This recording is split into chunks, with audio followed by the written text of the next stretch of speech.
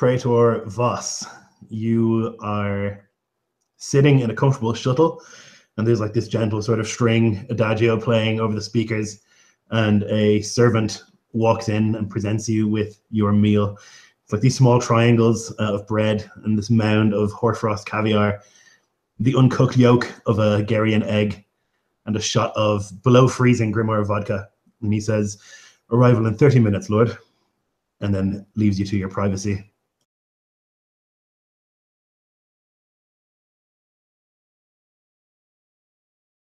I'll exhale and begin to slowly consume the meal, not mixing anything with anything else, eating it like one thing at a time, completely until the next flavor. Finish it with the near freezing vodka. So you're not really sure what to expect at this facility. This Einherjar is like a secret project. And you know that only people with magenta or above level clearance are allowed to know about it. You are within that level. You know it's like a project to make the perfect soldier. This like creature that will never tire, never stop, never give up till it achieves this mission. And you know that you're supposed to come and test this and see how the progress is going. What are your thoughts on the way? I wouldn't let my facial expressions or body language give it away to the servants or like the pilots of the shuttle or the like, but inwardly I scoff at the idea. You cannot like replicate pride, ancestry, all of these things which make up so much of Sept Grimarr's culture cannot be made by a scientist. Only a warrior, only war can make the perfect soldier. But he loves to, not loves, but he always follows his order to a T. So he will try and be as impartial as his martial code allows while analyzing what's to come. So you've been on this shuttle moving at supersonic speeds for about 6 hours. You left, I guess you would call it the capital, although it's really more of the main fortress here on Arganas, heading north and trying to find this hidden secret base in the wastes, middle of nowhere, by design. And so you can look at, you can see just like this frigid darkness, blizzards and ice flows and just hellscape, this wasteland. Occasionally you can see like the huge monsters that like dwell out in the ice wastes as you look out the window, but mostly it's just darkness and ice.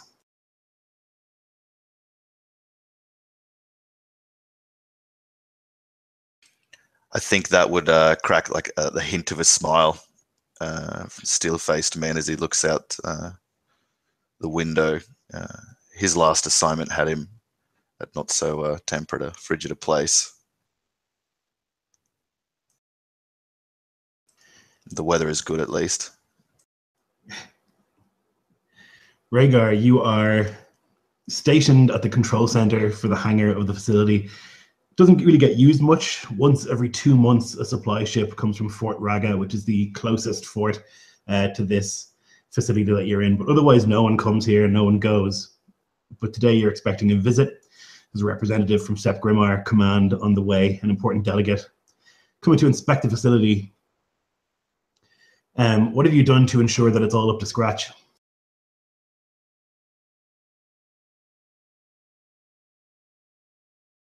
So in addition to his normal patrols, Rhaegar has taken up somewhat of, or has been asked to have taken up somewhat of cleaning duties as well. Making sure that, you know, not only that things are clean, but also organized, that everything's in place, that the supplies that are usually scattered out on tables for use whenever have been gathered into their appropriate supply bins.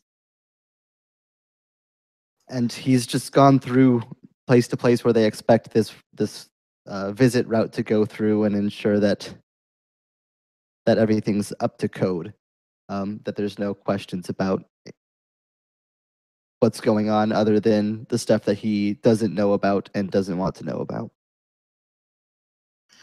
So as you're kind of like standing here in the command center for the hangar, like looking at the various security feeds and stuff like that, the 5 other guards who like work for you and like maintain the facility, they're kind of like guards and techies, I guess, making sure that everything runs okay. They come in their dress uniforms, which, you know, you haven't worn in about 6 years, and neither have they. So they're a little bit tight, although they've burnished up all the buttons and they've polished everything. Their weapons have been checked and rechecked, and they stand for inspection.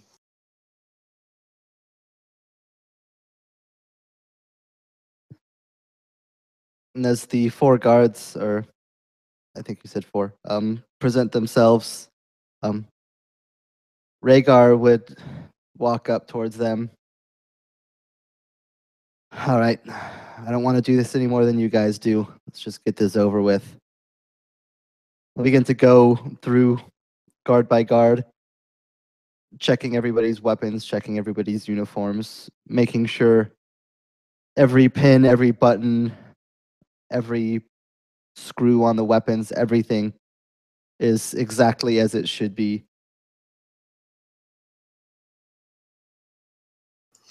So you know that today is they're moving test subject 9-B5 to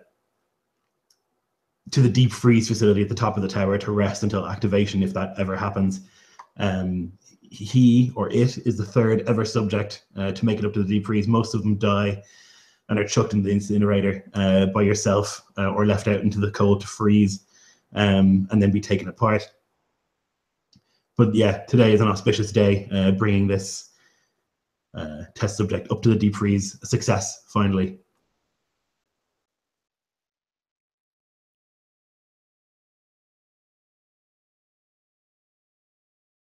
And I imagine that Rhaegar is much more concerned about the visit than he is excited about the success. He's had to do too much to keep this project running and quiet. And the celebration that the scientists are having is sort of lost on Rhaegar, given what he's had to do to help them in this project. Hagrid, you're meditating in your chambers and you're making ready for the transfer of the subject from its current cell to deep freeze. This subject has been codenamed F3N or Fenrir. It's been in development for 3 years. He's to be frozen and transferred to the holding facility at the top of the tower. And you've been through that process.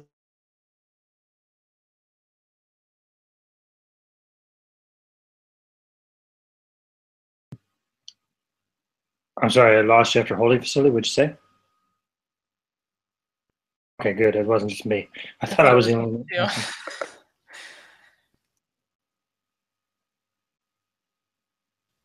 Come back to us, Lloyd. Did it kick him? Maybe. I thought it was maybe my bandwidth. I turned my bandwidth up a bit so that I could see all your lovely pictures.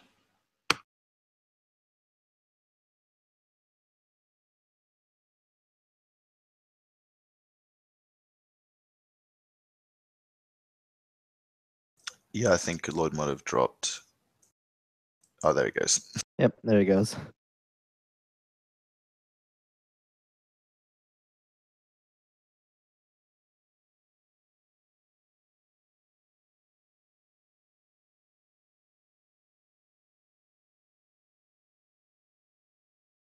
I'm gonna go check in on Toddler again. I'll be right back. You need a gaming nanny, Taylor.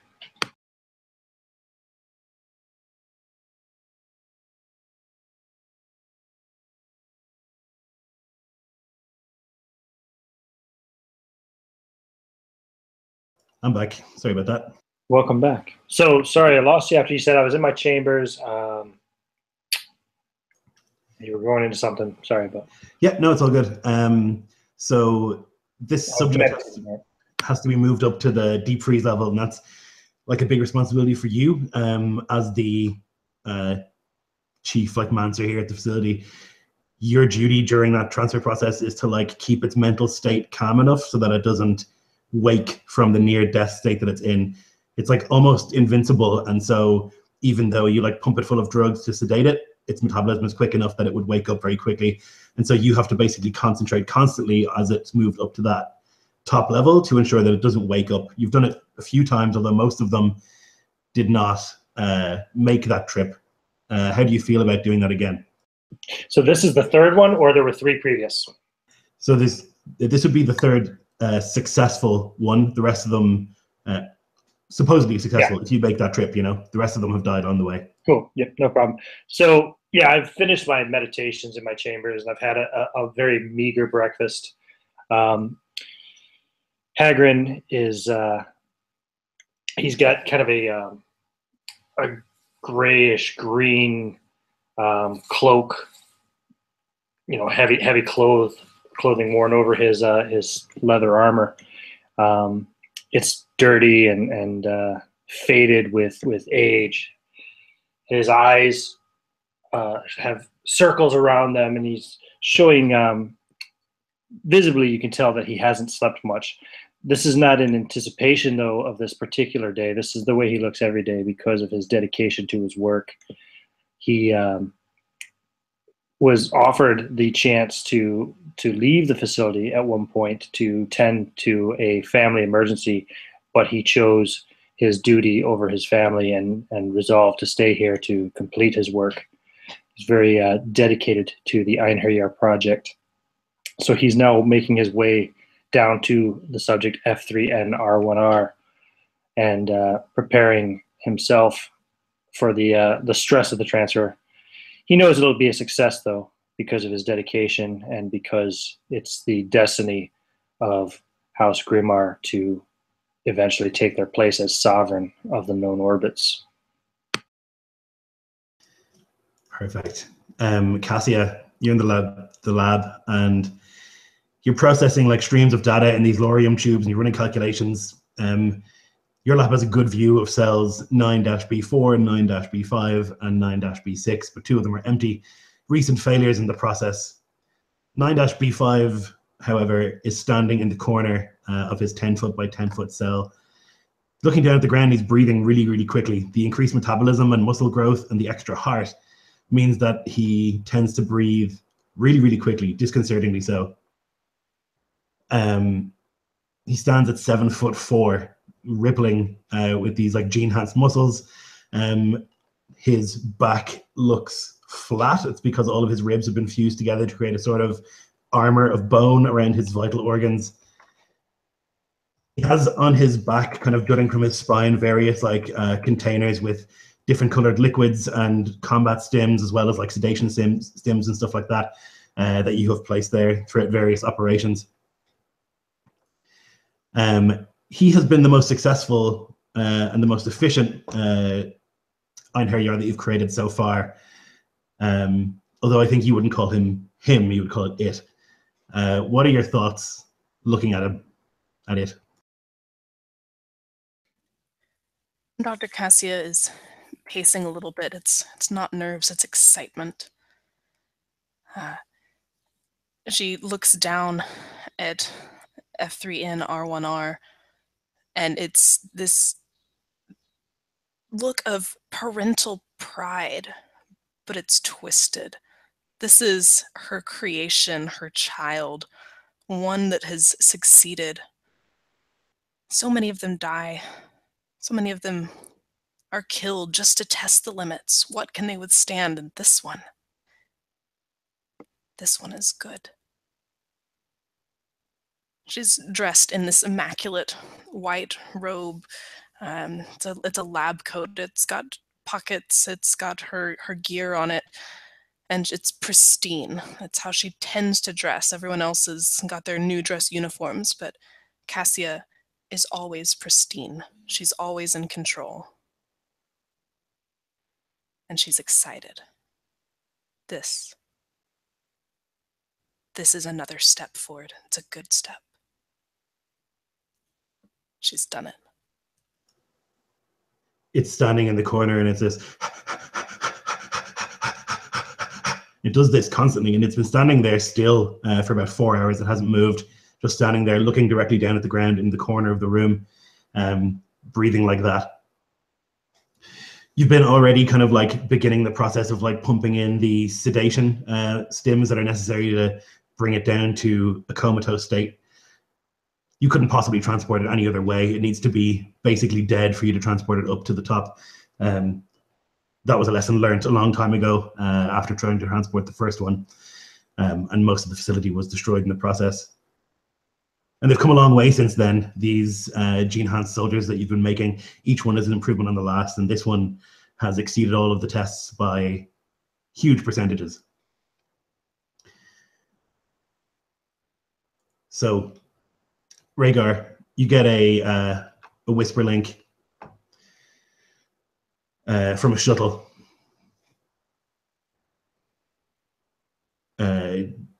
The magenta level clearance access codes that are necessary in order to get through to the channel are broadcasted through, and you can hear the gruff voice of the pilot.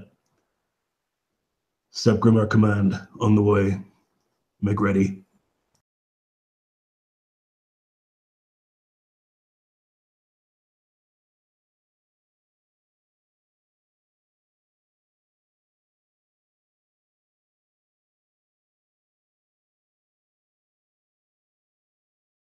Oh, Jeff might be gone.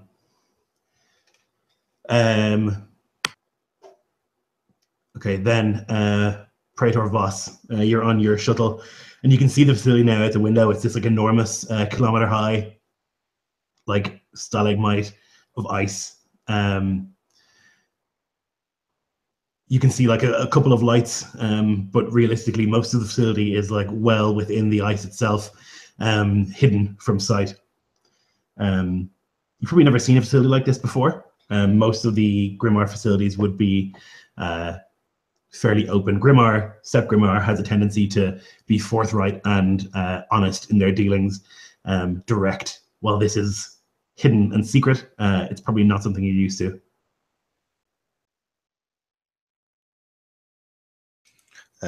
No, though I can appreciate like the strategic value.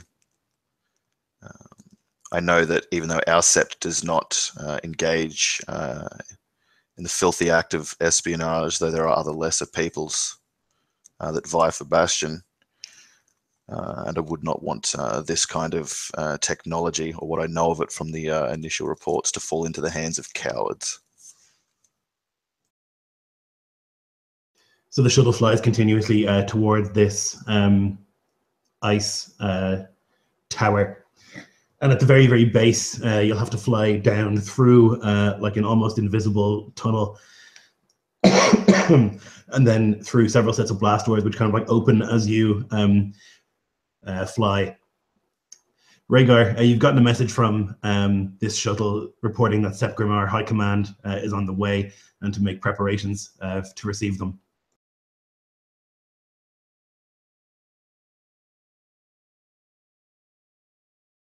And with that, Rhaegar would look over to his security team. All right, guys, time to get this show on the road.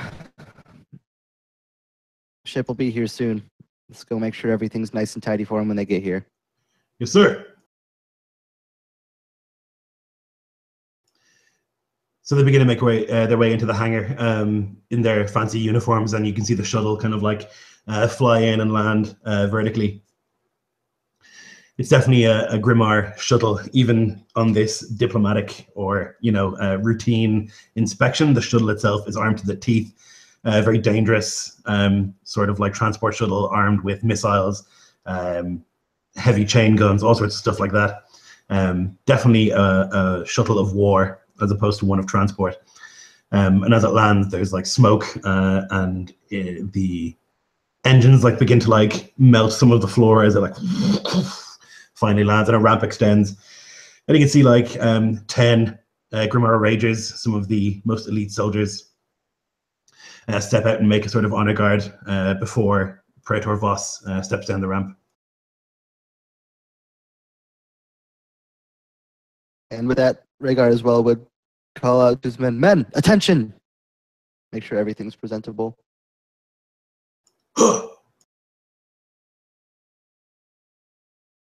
Boss would walk down the ramp after waiting for his honor guard to assemble and look to the shoulders of the people in the hangar as he walks down to quickly discern who's of highest rank and make contact with and walk towards that person.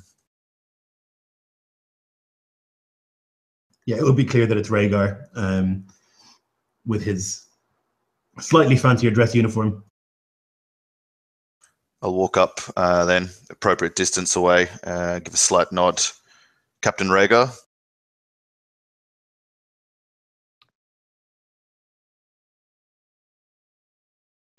Give a light bow. Praetor Voss, we've been expecting you. Highest order. I should hope so. Let us get this underway.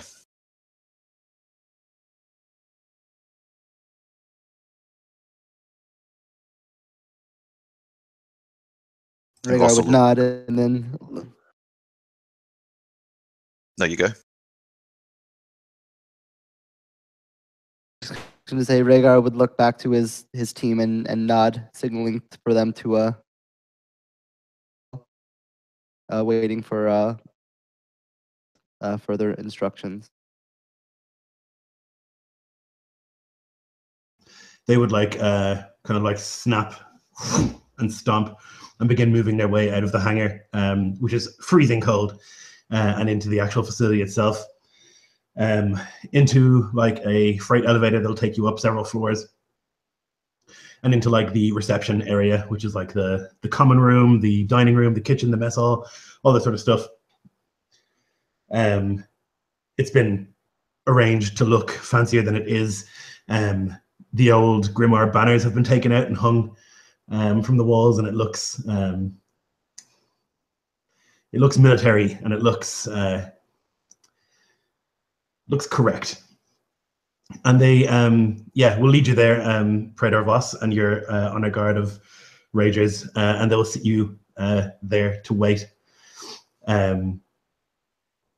Dr. Cassia and Hargren, you would both receive whisper links saying that the Praetor had arrived and that you're expected in the waiting chambers.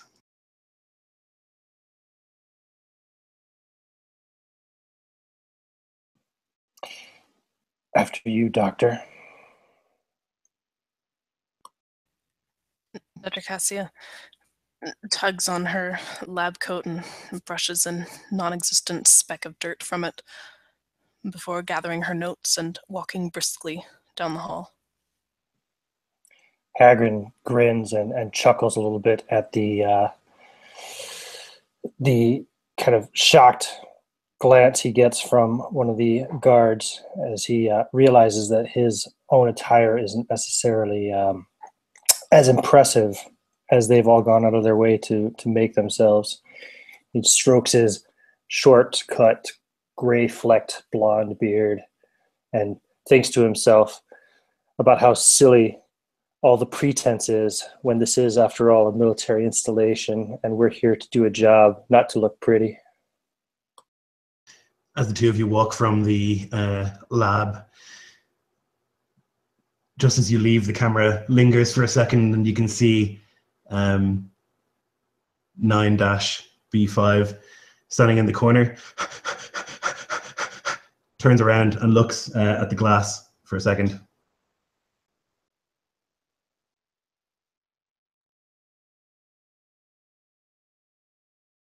Is everything okay with B5 here, Doctor? Excellent. One of our best subjects. It's exceeded a few expectations. Of course, there are always glitches, but after what happened 8 months ago, we have some more fail-safes built in, and after what happened 3 years ago, we do have a kill switch. And has he been properly drugged? He looks extra agitated today. Well, not yet. We will administer the sedative once he's been shown off, as it were. We don't want him completely comatose for our visitor. It's your show. I'm here in case anything goes wrong. Of course you are, Siphon. An excellent tool. So you can make your way into the waiting chambers where you can see the Ragers are arrayed. They've got sort of like what would you call it? Like servo-powered body armor. They each have these like long two-handed energy axes strapped across their backs and like powerful automatic rifles in front of them. The best that Grimarr has to offer. And you can see the Praetor as well as you walk in. It's kind of an awkward silence as like the soldiers stand to attention. They're used to it, but I think that the guards working here are not used to this kind of like formal and very polite situation. They kind of stand awkwardly watching.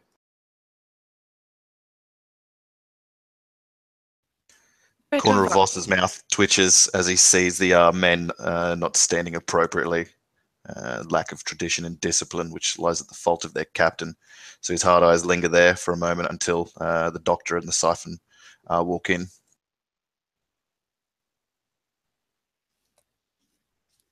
Praetor Voss, I am Dr. Cassia, head of the research here. Welcome. Thank you, Dr. Cassia.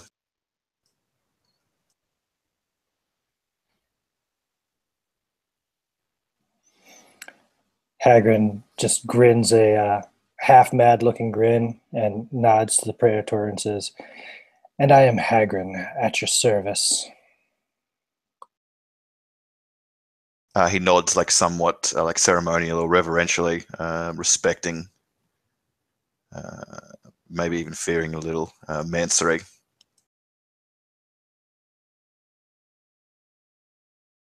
Well, he says, pleasantries aside, let us get to the task at hand.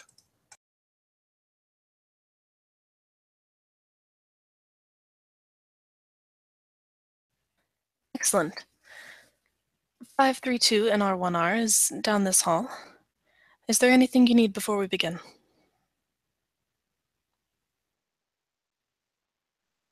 No. Captain Rhaegar, will you accompany us? Yes, Doctor. Me and my team will be here for full support.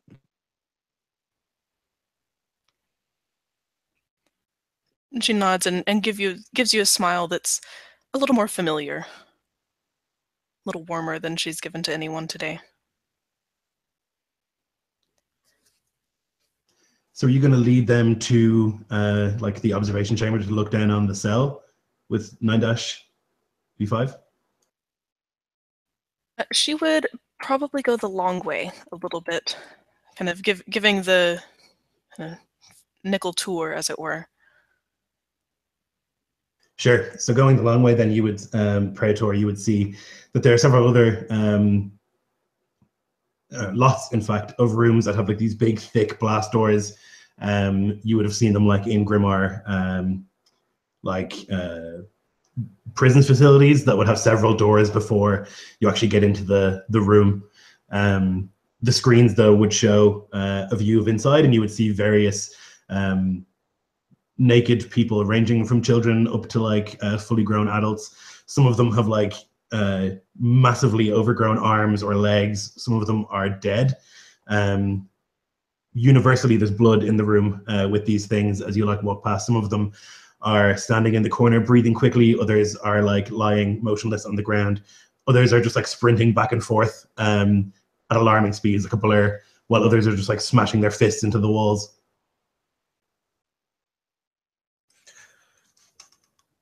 The reports said there were several incidents of structural damage, rising costs.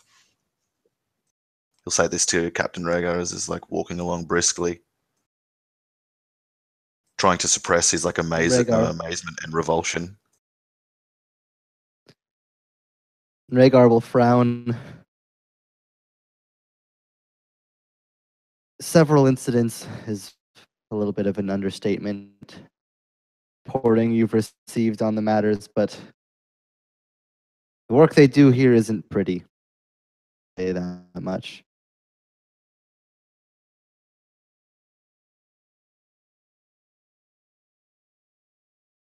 One of the Ragers who's like walking behind says, "You should not take such an informal tone with a praetor."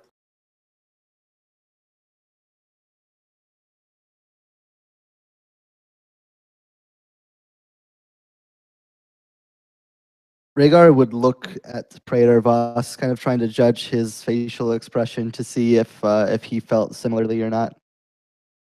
He's trying to remain implacable and like see how you'll respond to judge your character further. Captain, the Rager adds to the end of his sentence a couple of seconds afterwards. Rhaegar will give a light bow. Yes, sir. I'm sorry, sir. He'll stand a little straighter, a little taller.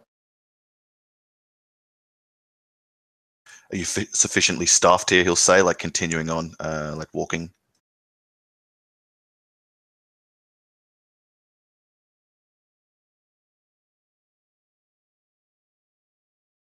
We've been staffed as well as I've needed, as far as, though I haven't had too many issues that have required us, at least not. As far as the technical staff, that I'm not sure to give you better reporting.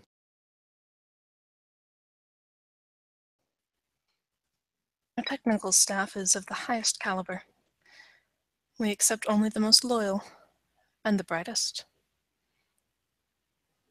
Hagrid will smile and chuckle again. A little tinge of madness in the corner of the laughter. Staffing has been sufficient so far, Praetor. And with regards to Rhaegar's complaints, war is an ugly business. It's not meant to be pretty. And he just kind of looks at the Praetor's glistening uniform and just kind of looks it up and down and just smiles.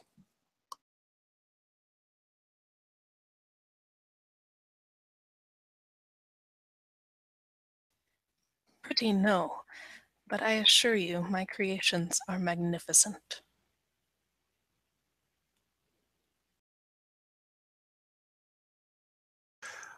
I anticipate satisfaction, he says.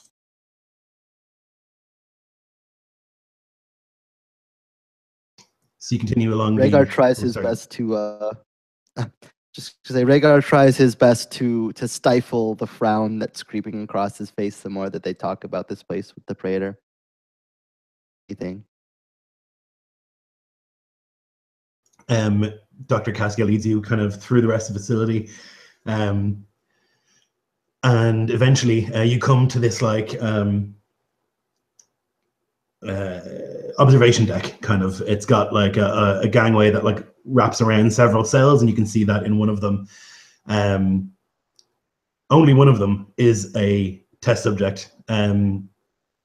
It or he is 7'4" tall, enormous, way too wide for a human. The muscles like grown to ridiculous proportions. And as I said earlier, instead of having like the normal sort of bone structure, it's got this like sheet of bone where its rib cage should be, and so it's got this like very square sort of shape. There's several like canisters of fluid jabbed into its spine, running down the length of it, and it's standing in the corner of the room, breathing very, very quickly. Now, Dr. Cassia, there's a couple of tests that you would do fairly frequently with these subjects, one of which involves putting it up against the most advanced baromech that Grimarr can produce. The second of which is an obstacle course, which has live ammunition turrets. And the third involves putting it outside or like creating the climate of outside within its cell and seeing how long it can last in those temperatures.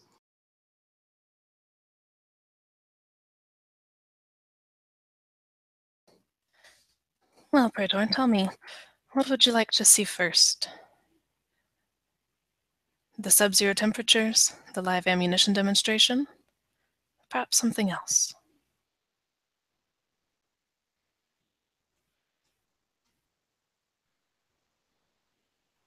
Will they all occur, like I won't ask this in code, but will they all occur in the same room, would it be presumed, or would we have to move about for that? You'd have to move. Obvious to him? Okay. If that's the case, he would say in order of like proximity to this observation deck. Okay, so the first one then would be the climate change in the room. Dr. Cassia, you would go over to like a control panel and you'd be able to like change the oxygen levels, the temperature levels and stuff like that. You can basically simulate the environment of an atmosphereless moon, which is usually how you test them. Dr. Cassia begins speaking as she pushes the buttons and adjusts the screen. We're currently filling his tank with Nebutane 8. It's a mixture, of course, but it is primarily the nebutane gas, which is found on the surface of the moons. The temperature will be dropped to... let's see, what is it today, Mark? Negative 812? Rankine? Sufficient. Normal human couldn't survive it for more than a few seconds. Most impressive, he says, putting his hands behind his back and watching on as the room continues to freeze. The subject, yeah.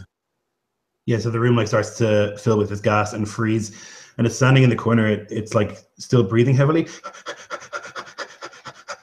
and then just stops, and it turns to look around the room. You can see that it's holding its breath. Its chest is like swollen big, and you can see immediately, like from the cold, that the skin begins to like blister and crack, and it just has this expression of like being totally nonplussed. Like this is not a big deal to it. It like walks padding on its bare feet across the room, and every time it does so, like the foot sticks to like the icy cold floor, and some skin is like ripped off, until it's like walking with bloody feet across, pacing up and down. 30 seconds go by, and it seems to be fine still. I'll raise my hand from behind my back, beckoning towards me, and say, Hagrin, do your abilities allow you to increase the severity of the conditions?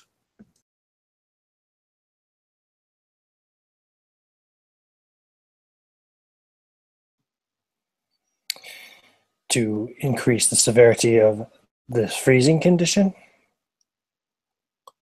Yes, and he nods back to the subject, walking around bloody-footed. It is not my specialty. I serve in more of a first line of defense.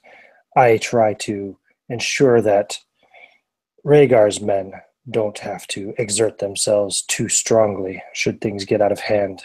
I specialize in control of the subjects in case they surprise us with their excellent abilities.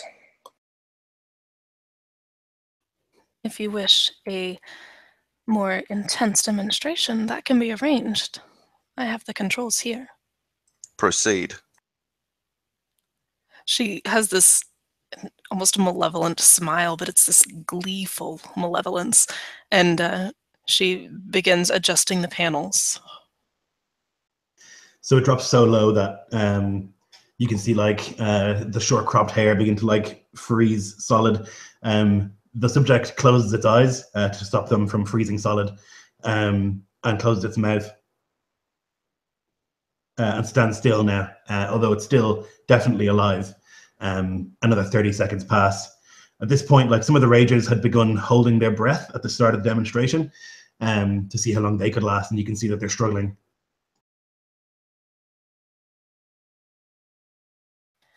That's as cold as I can take it safely. The glass composite can't withstand any more drops safely. It'll become too brittle. We made that mistake once. Voss will walk up close so his nose is nearly touching the glass, and his breath kind of just like appears upon it and then instantly goes away with every like breath that he exhales. Incredible, he mutters, watching at the thing. Isn't it marvelous? you can see as like the skin like blisters and cracks and like falls off in clumps, that you can see beneath that it's like knitting itself back together and regenerating at like a frightening rate. And the thing, when you like come close to the glass, its eyes are closed, its mouth is closed, but its head turns in the direction of the glass.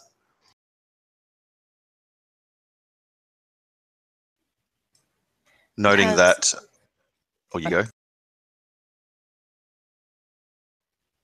Has advanced hearing as well, among many other traits. So presumably, subject 9B5 has heard every analysis or critique of it since its inception.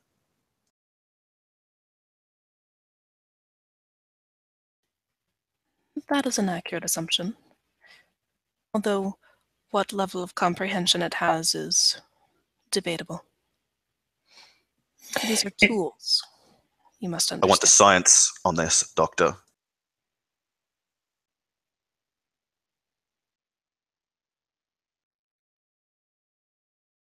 Assess comprehension of 9B5 and the other subjects. I've seen enough here.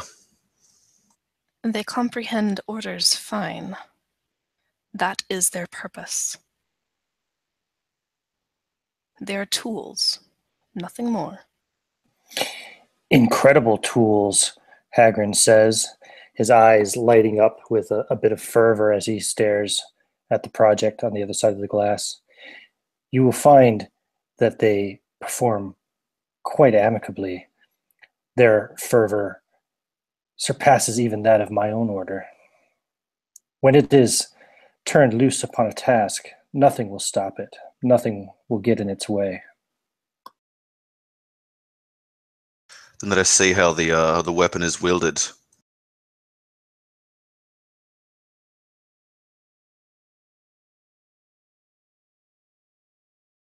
So at this stage, about 3 minutes have gone by and the thing is still standing.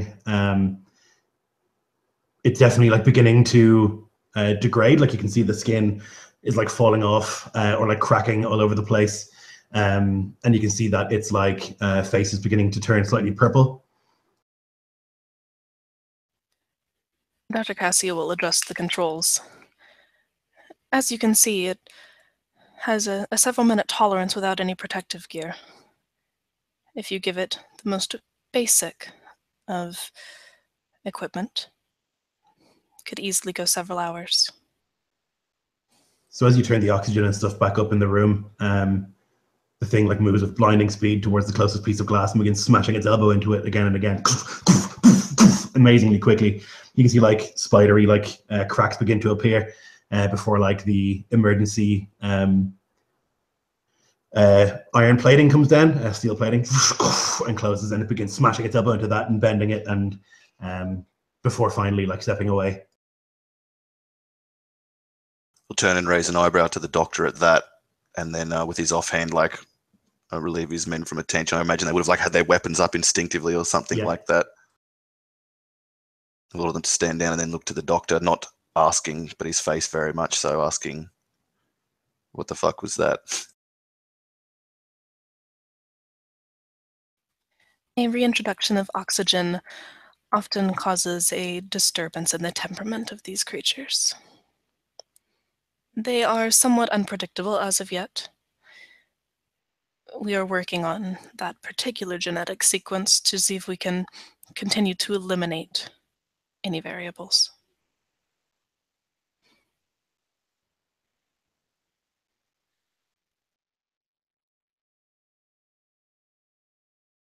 In short, that's normal. It moves back to the corner of the room and it's breathing heavily again. You can see as like the skin and stuff begins to knit itself back together. A couple of minutes, not even minutes, a couple of seconds, and it seems to be undamaged.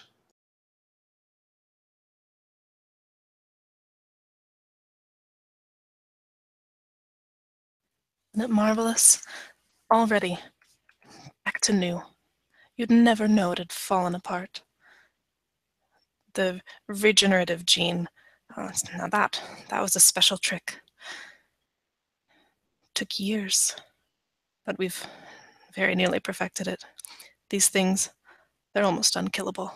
Almost, of course, except for the kill switch that we've inputted, but by normal means. They're unstoppable. He frowns at that. If their temperament is unpredictable and you cannot ascertain their level of comprehension, but they have super hearing, safe to say that B95 knows its own kill switch and how to circumvent that? It's impossible to get around. Luckily, he says, gesturing at like the cracked glass and dinted armor. Let us go to the next test.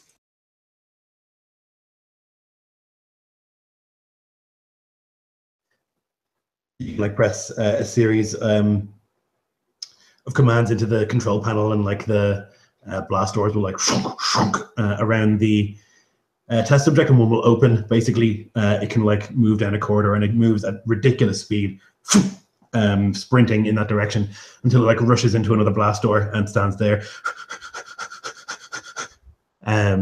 You can like move at a normal speed into like this long corridor, and you can see that there's like an obstacle course set up, barbed wire that it has to crawl through, icy water, it has to like move through constant like flames, and there are turrets set up all over that will fire upon the creature as it moves. Hagrin will kind of lean over to Rhaegar and whisperingly say to him, watching him kind of his hand sticking close to his gun, he says, "Compose yourself, Captain. Your nerves are showing."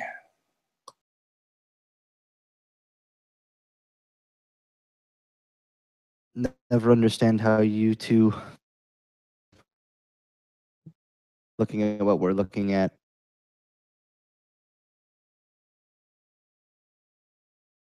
Both the doctor and I have been here for many years.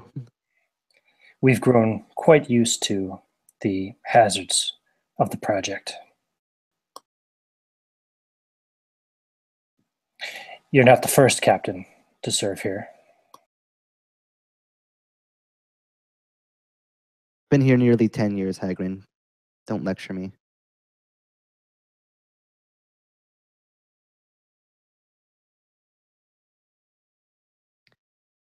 He's off of the handle of his gun from earlier. His frown is still visible.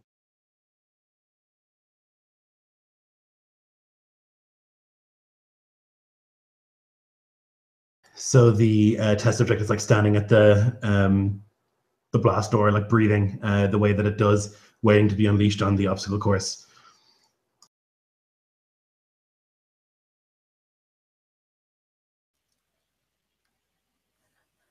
Some of Captain Rhaegar's men have attempted this course, without the turrets, naturally, or at least without deadly force. Their best time was 3 minutes and 12 seconds. Watch. She'll hit a button to open the door. So it moves immediately. Like the second the door is wide enough for it to fit to it, it begins running at an alarming speed. The turrets like begin firing like tracer fire, like through the ground and towards it. You can see like 3 big slugs like catch the test subject in the shoulder and in the chest, but it keeps moving. And as another turret like turns to fire, it like raises its left hand, and there's like this shimmering sort of like yellowish Astra shield that appears before it, and the bullets just like smash into that. It leaps over this like 15-foot wall that you need to like use a rope to climb over, leaps to the top and then sprints down the other side before continuing along its way.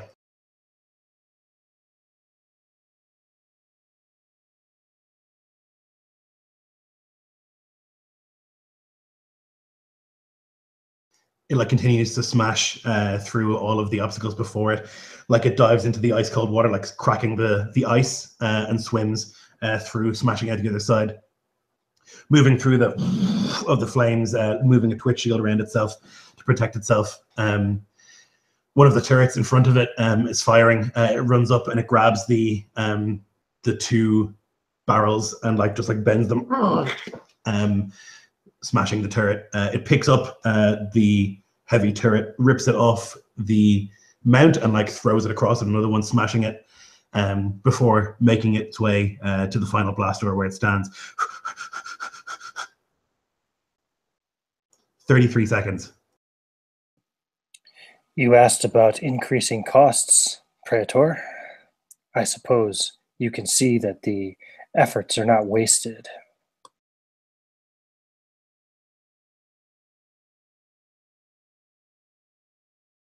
Most impressive, Doctor, he says, looking at the ruin wrought by the subject.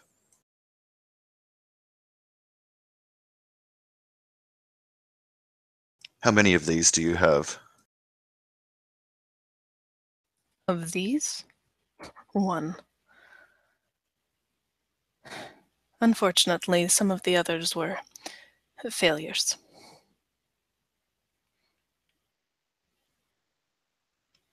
But we hope to create more and continue improving. As I mentioned, the temperament and some of the instability is a problem that we're working to remedy.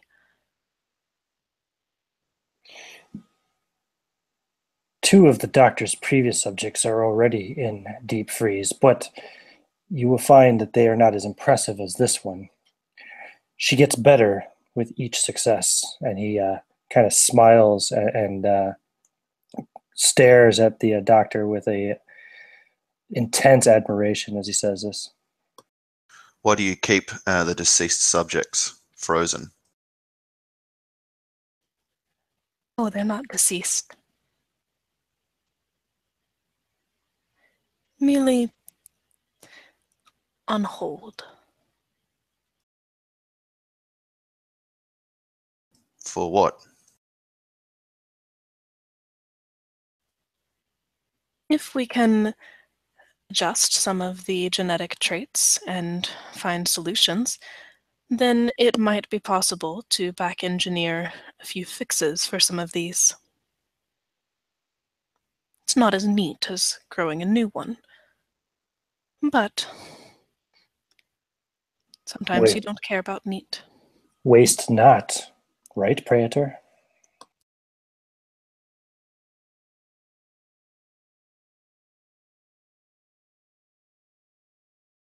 Can't argue with that. So he nods and then turns his head to marvel at the thing panting at the blast doors, waiting to impress me further.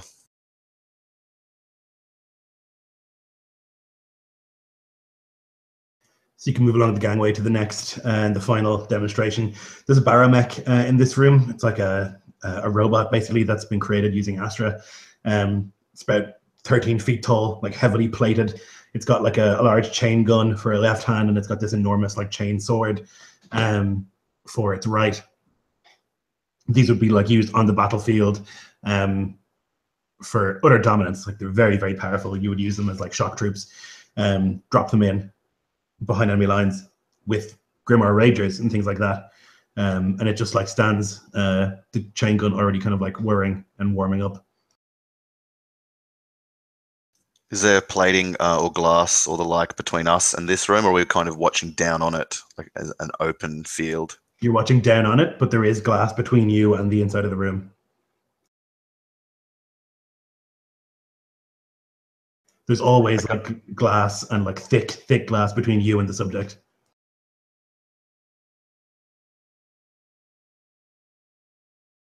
After what I just saw, Doctor, I'm confident that the subject will make short work of this baromech. He says, taking his position to look down. Your confidence is not misplaced. If you aren't familiar with baromechs, they use a particularly exciting form of technology, and they siphon the life force out of whatever they touch. It can then be put back into something else. But, oh, he beats it. It's fabulous. Here, we can watch. She just has this sick, excited smile on her face. Her cheeks are a little flushed with the excitement. So the blast doors open, and immediately the baromech, you can see its many retinal displays just focus in on the subject, and this chain gun begins blasting the shit out of the room. And this is a series of bullets that would saw a man in half, an armored man in half without any issue. And the chain arm on the other side whirs into action as it moves forward. The subject brings up this sort of yellow armor around itself. It looks like it's wearing a suit of armor, except that it's yellow and spectral. And some of the bullets smash through that and thunk into it. You can see 3 of these enormous baromech bullets smash into its forehead, but it keeps moving forward. And as it does so, you can see that the bullets are pressed out and thunk onto the ground before it reaches the actual baromech. It leaps onto the top as the baromech hacks at it with the chain blade. But the subject just reaches down past the head and pulls out all these wires and stuff like that, and just bends the metal and pulls out wires. You can tell that it's being painfully electrocuted, and you can see the skin blacken around its hands from the necrotech of the baromech. But even so, it just rips out all of the essential wiring within. There's this strange blue liquid that pours out from some of the wires. And in a couple of seconds, the baromech just powers down.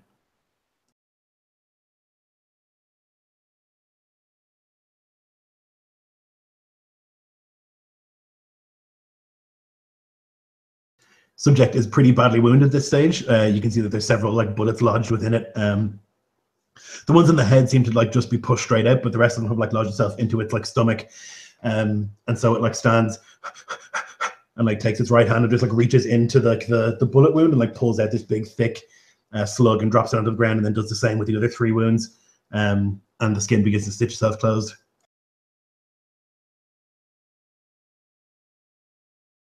Voss suppresses a shudder at what 5 of that could do to divisions of men.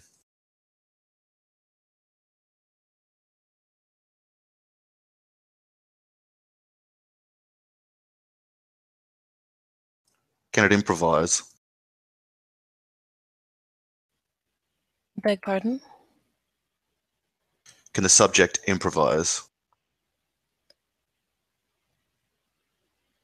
You can see she is trying to understand what you even mean. It faces, scenarios. Improvise in what way? In the previous times that B95 has destroyed baromechs, has it been in the same fashion as this? Does it style alter? Logs. Pardon? Oh, you'll need to check the logs. I would like to see those reports too. Lloyd, has it been the same thing every time?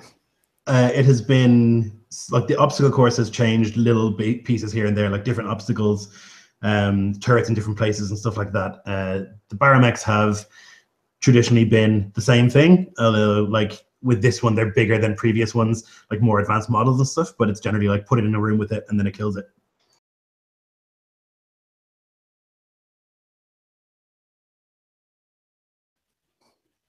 On the obstacle course, it can adjust tactic as needed. The baromechs are fairly straightforward. How long do you estimate until you can create a brigade of these things? It depends on how perfect you want them. If you wanted 5 of these, give me another 2 years.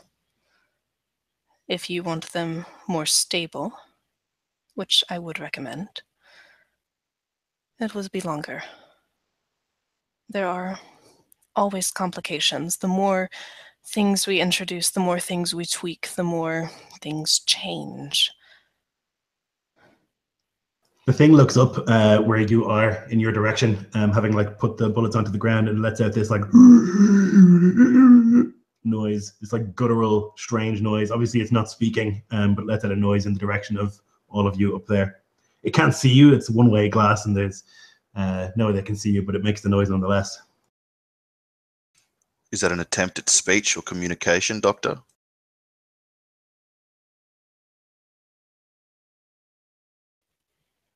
Perhaps, as much as animals communicate with each other. Can the subjects communicate with themselves? We tend to isolate them. We attempted at one point to have two of them introduced, and unfortunately, it did not go well. We have not attempted it since, not until we can get the temperament under control. We have seen in previous subjects, they do retain some ability for speech. What do they say? Their words reflect their purpose. They are violent, grim. They see their targets as meat, nothing more. They have no compassion, no sympathy.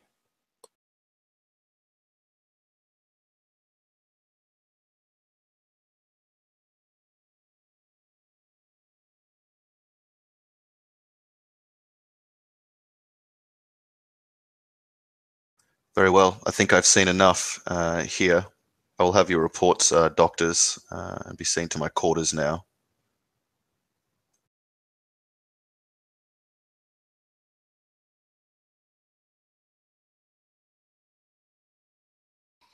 Excellent.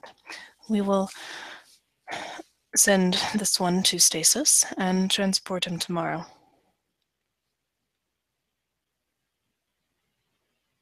Transport him where? He'll stop in his step. To the deep freeze, do you mean? Yes, of course. Show me the kill switch.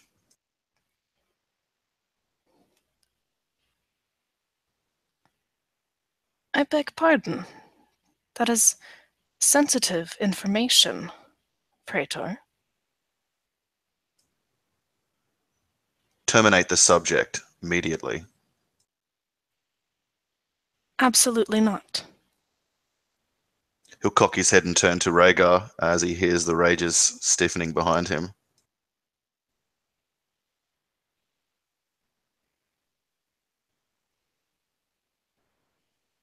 Rhaegar will just look over at Cassia.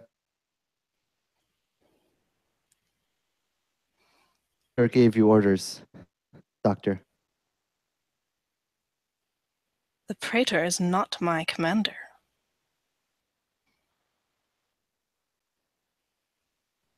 I am giving you a report. Do not misunderstand it as reporting to you.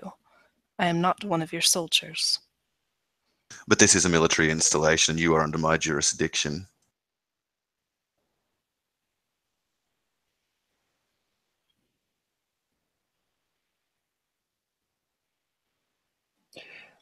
With all due respect, Praetor, this has been our most successful subject to date. If we were to terminate it now, there are those who have jurisdiction over you who would not be pleased. The faceless displeased are the very reason that I am here. A decade, 1 billion credits, and what have you to show for it? I came to examine the subject. I want to see how your contingencies work, as they seem to be the source of many concerns regarding this installation. They'll turn back to the doctor.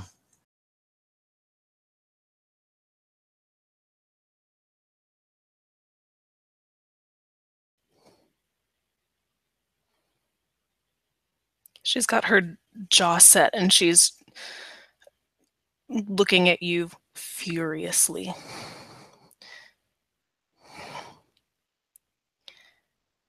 Praetor, this is 2.5 years of work. It is meant to go to stasis, not to be terminated.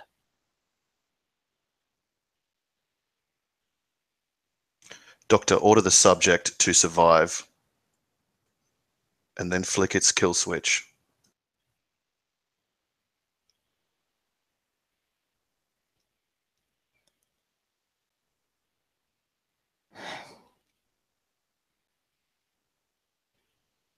Very well. Then he turns to look down at the glass intently to see what is going to happen.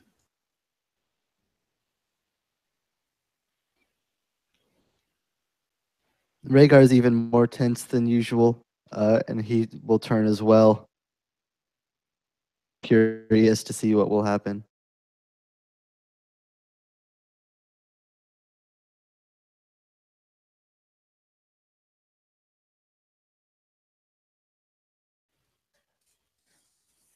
She speaks into the intercom. Says, 9B5. Your order is to survive. I obey.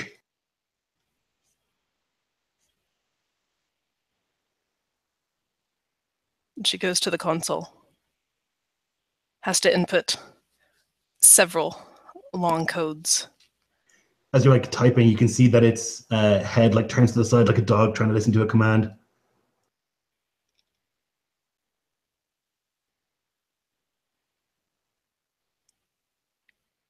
She gets to the last entry and she looks at Praetor. You are certain?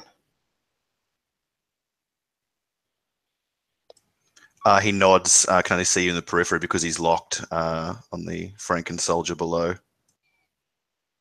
She hits enter. So like as you're like typing whatever and you say, are you certain? Like you can see it, like it's like listening and then its head twitches for a second. And you can see that there's like a beeping begins on one of the canisters on its back, which will like inject it with a lethal dose. And it's like listening and it's breathing. And it just like reaches back and it like with its like fingernails begins to like dig into the back of its flesh and just like reaches down, and you can see that like it's emptying the dose into it, but it like reaches back and it just like yanks and pulls out like this incredibly long wire, and the injection is on as well with like several of the combat stems and like pulls them out. You can see like strings of flesh coming with it and all these like wires. It just like pulls them out like a rope. Until eventually like there's like a splat as it like throws down this like almost like squid like looking contraption of like various combat injections, sedatives, kill switches, throws it onto the ground, and it looks around the room quickly. It runs over to the ruined mech and like pulls the chain sword arm off of it, and takes it and begins smashing it into the glass of the observation on the opposite side to where you are. It like climbs up the almost sheer walls without too much issue and begins smashing it into the glass there. Order it to kill itself. 9B5, your order is to terminate. I will terminate. Continues smashing into the glass. Terminate yourself. You can see it just continues like smashing into the glass, and there's like spiderweb cracks in the glass. It doesn't respond. I've seen enough here. And he turns to his men. Back to the ship. Sir. 9B5, your order is to terminate yourself. My order is to survive. Override. The glass smashes and it runs into the gangway and runs not towards you but away into the facility, moving at a blinding speed.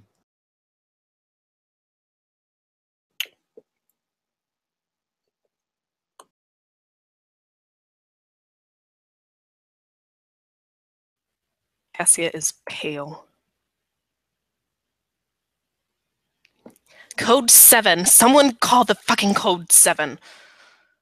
Hargan stares at the captain, waiting for him to act. Gar immediately turns to his men. Now! So like people like smash an emergency alarm and whoop, whoop, whoop, whoop, and like emergency lighting comes on.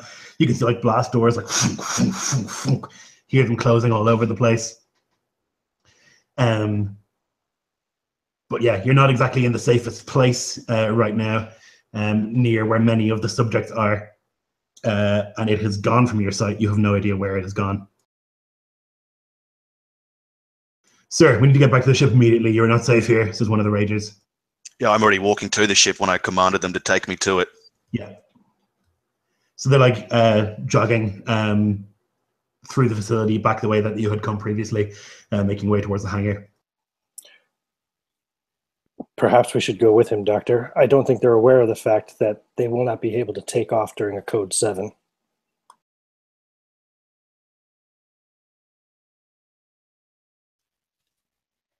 We need to know where it is. It ripped out the tracker, ripped out the damn tracker.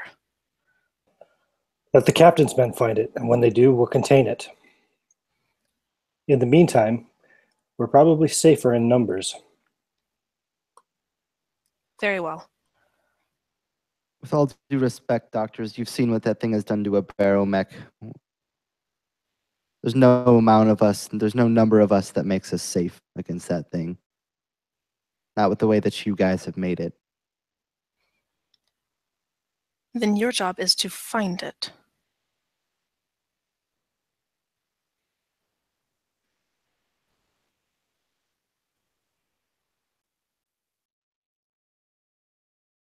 Rhaegar stands there somewhat stiff for a moment with Cassia. Seconds.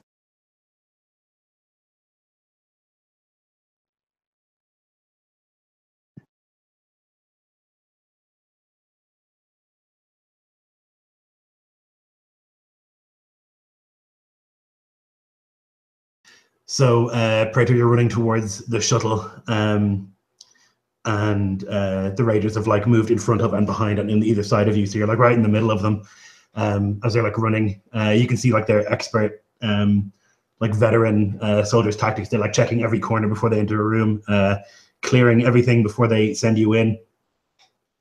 And it's not actually that long before you get back to the hangar, and that's where you can see the thing. It's like at the shuttle. And it's like underneath it, it's like crawling underneath it, like hanging off of it, and you can just hear this like tung, tung, tung, tung, as it like smashes its fist into the armored hull of the shuttle.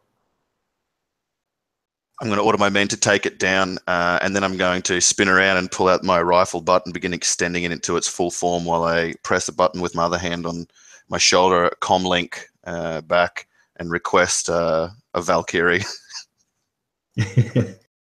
Like, which is code for a massive like weapon to destroy the facility in the worst case scenario. Yeah. I'll use my magenta class clearance to make sure the facility's locked down and no flights can be taken out of it, that any ships that come out unauthorized or not get blasted down. You know, those kinds of contingencies, which I won't go through thoroughly, but it'll be Sure.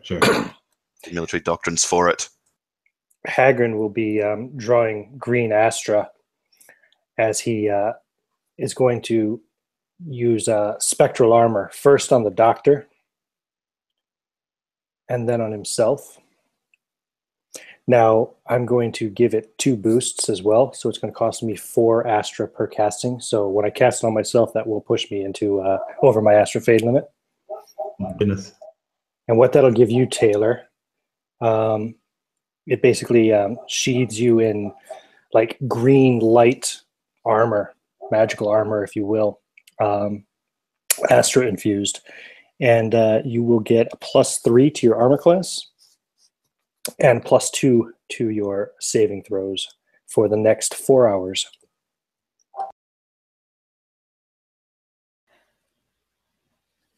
Cassia sees the green glow coming off your hand.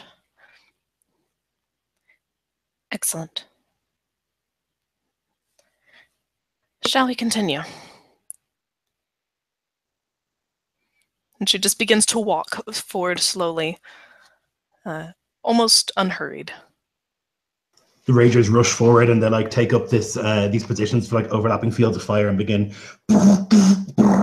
like firing at the thing, and like some of the bullets rip into it, and it like crawls like disgustingly like a spider like across the shuttle and onto the top of it, like to the side where they can't reach, and they like move to fire upon it again. It like gets to the front, like smashes through the glass of the shuttle and climbs inside.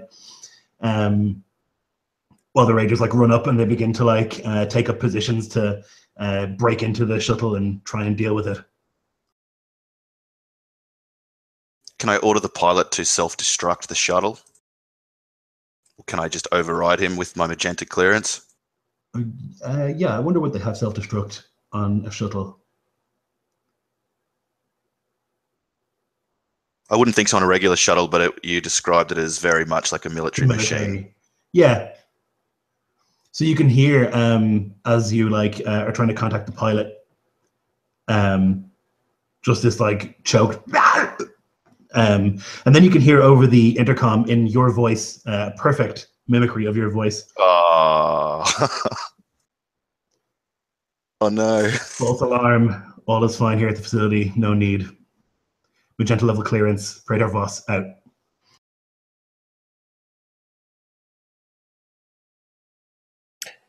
You want me to roll on that Astra Fade? Yes, please. What do I roll for the first level? I'm now. Let me see here. That's 8 points. I'm 3 points over my Astra Fade limit. I think that's a D8, but I'll have to get the book up. 1 sec.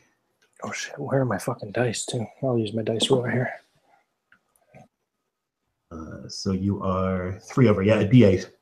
You'd think this was my first time playing a role-playing game. Let's see here. Dice D8 coming right up. That will be a 4.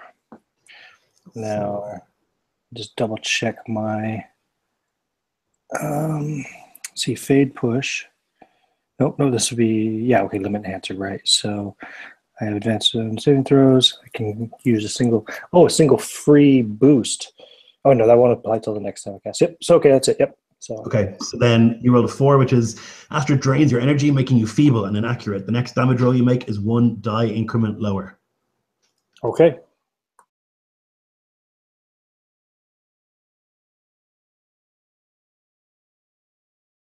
So the you like channel too much too quickly, and you begin to feel a sort of exhaustion come over you.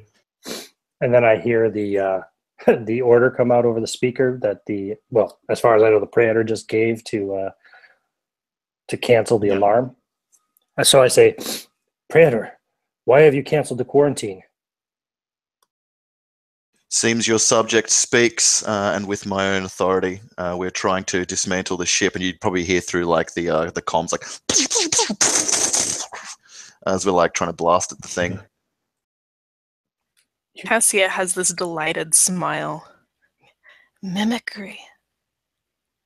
Oh, I didn't foresee that. Clever. Oh, there's so more than I thought. Sorry. Do I hear this mania? Do I see this mania? I think we're still a couple hallways behind you. You were jogging. Yeah. Okay. So a couple of seconds later, the thing bursts out of the shuttle. It's like put some clothes on. It's got a gun in its hand, and it has a combat knife in the other. And it like comes out and just like 3 shots, 3 kills on the Ragers straight between the eyes, as it like lands lightly on the ground and begins sprinting out of the hangar. Can I take a shot at it? Yes, sir. Do I think my passive insight is 14? Do I think it's pointless to waste myself trying to harm it with like whatever weapons I possess in my hands? You have like a sniper rifle, do you? Uh-huh. I think you would think that like a perfectly placed shot could probably harm it enough to like make it susceptible to further harm. You know what I mean? Like if you like hit the spinal cord or like, you know, the nerve center of the brain or something like that, maybe. Okay, I'm going to try and shoot it 4 times in the head. I'm going to attack and then action surge. Okay. And because I'm initiating, am I initiating initiative? Like, do I get that trader advantage on someone who hasn't acted yet? How does that factor? Yeah. Or do I have guess to we roll initiative against him? No, you can just have it. I don't think yeah, we'll see what happens. Okay, so the first one's going to be a 23 to hit, 15, 25, 18. Okay, That's my so 40 hits. the 20s would have hit, but it's going to use a twitch shield as a reaction to just bring up this like yellow Astra, and the bullets will funk, funk into that. Okay, so 2 hits. No, so the twitch shield will make all of them miss. Oh, okay, right. Yeah. It's like shield, so it's for the round or whatever. I see. So it brings that up, and the bullets like fung, fung, into that. Perfectly placed, but unfortunately, it's quicker than you are. It doesn't move towards you aggressively. It doesn't even seem to want to kill most of the Ragers. It's killed the ones that were in its way, and it's running now out of the hangar and into the facility.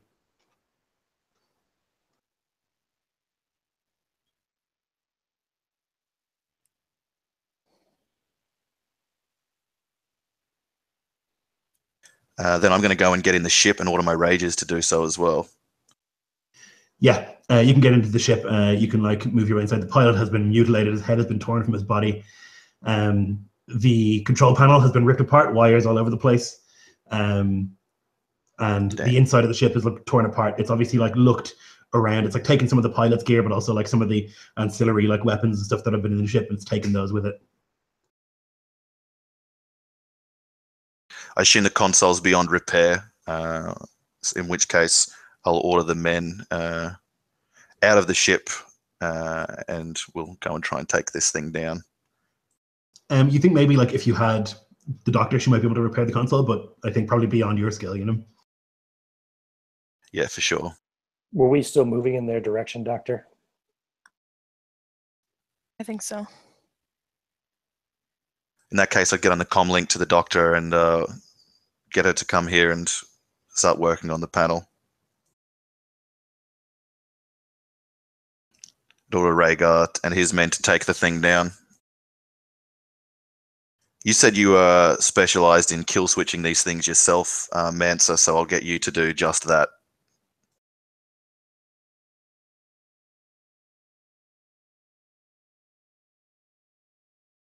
Is that what you say to me over the Yeah, whisper? in comm link.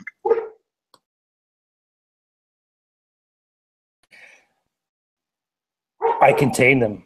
I don't kill them.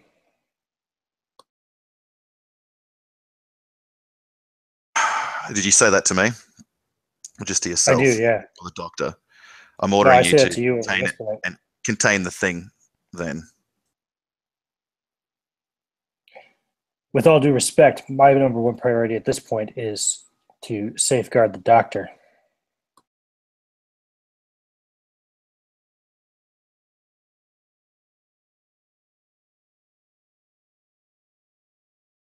Thunk, thunk, thunk. A bunch of the lights in the corridor that you're in go out. Doctor and Rhaegar and Hargan.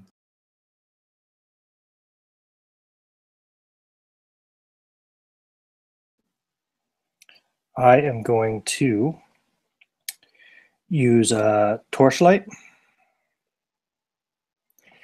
So I pull my, I have this 18-inch long, thick, rod, hanging at my my belt. I pull it out and I snap it down with a quick motion, and it extends, basically doubles in length, and spikes pop out of the end. It's a type of mace. And I pull in green Astra again to use this torchlight, which costs, it's a free one. It has a 0 fade. And I do get 1 free upgrade because I am now at my limit, over my limit even. So I am going to, I'm going to spend 1 fade as well because I want to give it 2 boosts. So I'll roll again. Is it still a D8 at 4 points over my fade? 4 over is, yep, still a D8. Okay. That's another 4. So do you want me to say that my next 2 attacks, I'm feeble? Or we can say that your next attack goes down 2 dice. Okay, yeah, I'll go with that then. So again, I weaken, but this light now will shine in a 40-foot radius in bright light, and then 20 feet beyond that in dim light.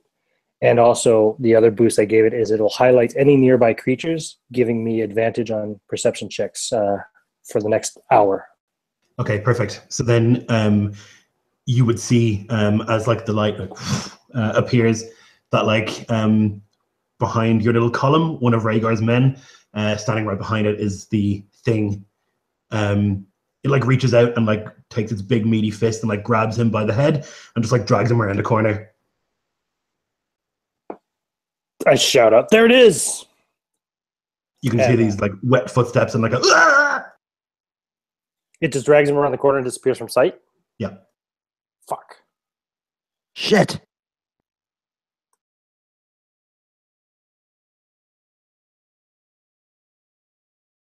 And I don't know if we'd be in a position to know, but trying to at least look around, would it seem like the facility is totally lost power, or is it just the lights that have been shut down? So like looking up now with the lights on, you can see that like the lights haven't been like turned off, like they've been like smashed in this corridor. It actually looks like actually you wouldn't know, you're not a mancer. You would know, Hargren, that like Do you want me to is, make a perception check? yeah, an Astra check or a perception check, either one. And I get advantage on that for my light. Okay, that's going to be a 15.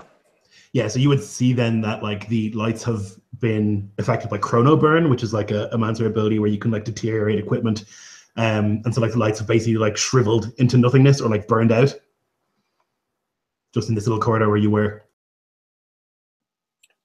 Doctor, it seems its astral abilities have surpassed our expectations. And I gesture at the lights and I explain to her, that was done using Astra. Was it now? Fascinating. The head of the man who was taken like rolls back into the corridor.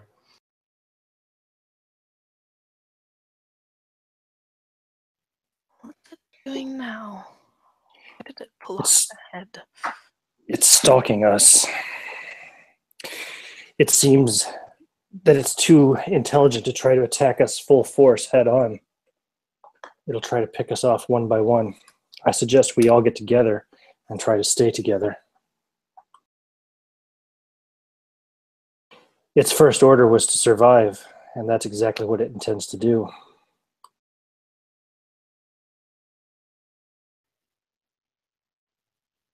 "9B5. You will survive in stasis. We will wake you back up. You know I will." So you can hear in your whisper link, "You have lied before, mother."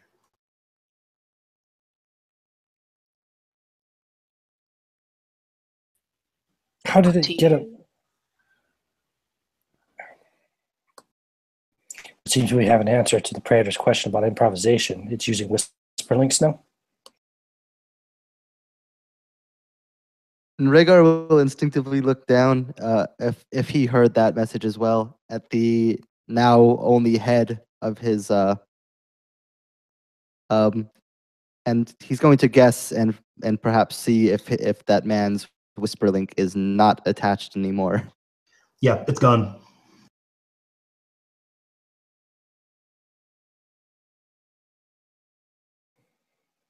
I on the whisper, like I say, Praetor, what's your location? We need to get together.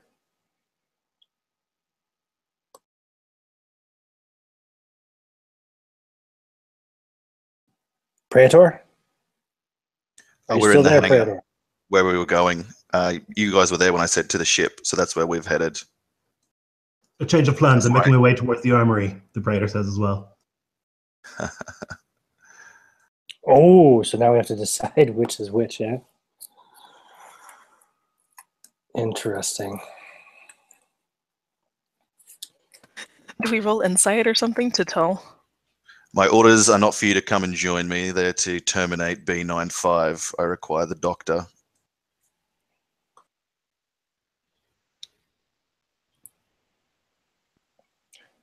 Where do you want to go, Doctor? To the armory or to the hangar? My loyalty is to you, not the Praetor. That is not over the whisper link, by the way. Which is closer? But it is evident. Which is Sure, close to the hangar of the ship or armory. Yeah. From where you are, the armory for sure.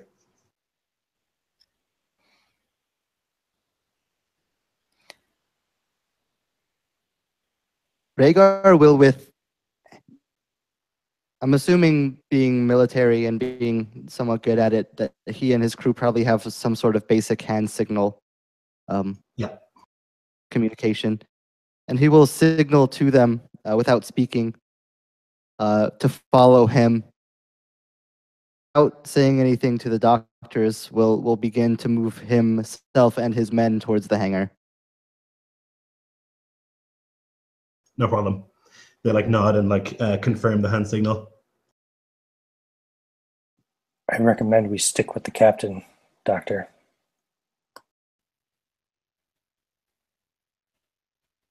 But it's your call. I'll follow you wherever you go. That is a sensible choice. Although I would love... Well, it does not matter. We'll go.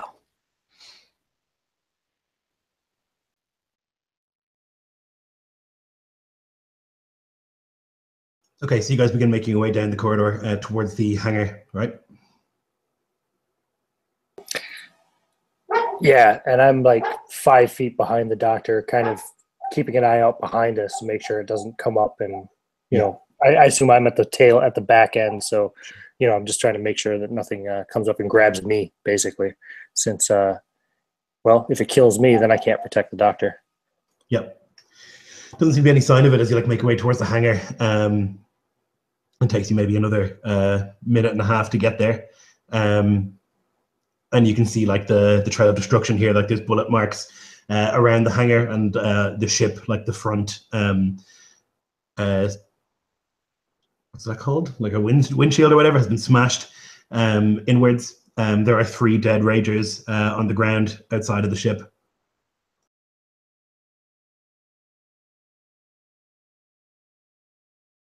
At the site of the destruction of both the ship, the room, and the men.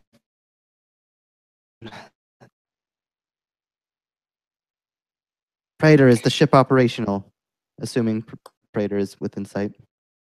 Yeah, I'll open the doors up. The Ragers like have their barrels pointing out warily, I imagine. And I'll usher you guys on board and point to the control panel. Can you fix this?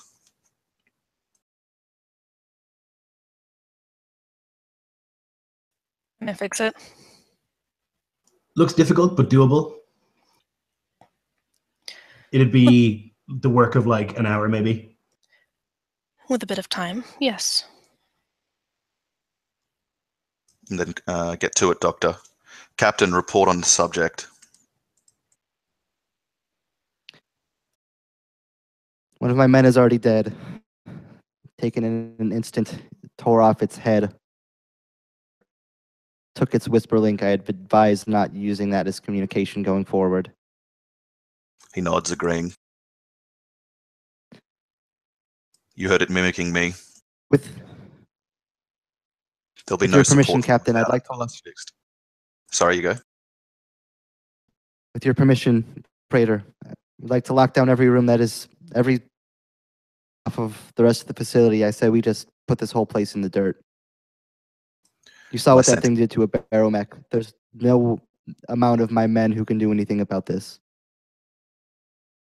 I agree. See to it, Captain.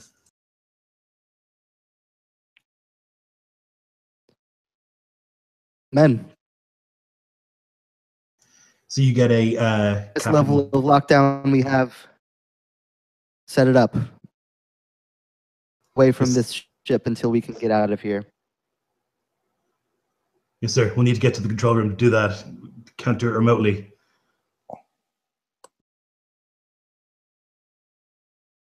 Damn it. Fine. Let's get this done. You get an alert that's like pretty standard. Every time someone goes into the armory and uses like a key, you get an alert that somebody has gone there, and you get an alert that something has gone into the armory. Like an intruder alert. It's just like to make sure that nothing is going wrong. The captain has this like thing that even when your soldiers who have keys to the armory, even when they go in, you get like a notification that like this private X whatever is in there. Can I ask how big is this hangar area? The hangar itself is probably like 200 foot square. So I will probably position myself somewhere around the middle of it so that I can react in case this thing comes into the hangar. I can act to try to contain it and protect the shuttle. And also, if that's evident to us, we'll get the try and get the weapons of the ship aimed where like the Mantha is intending for this to double his effect, like presuming that the Doctor could get them online.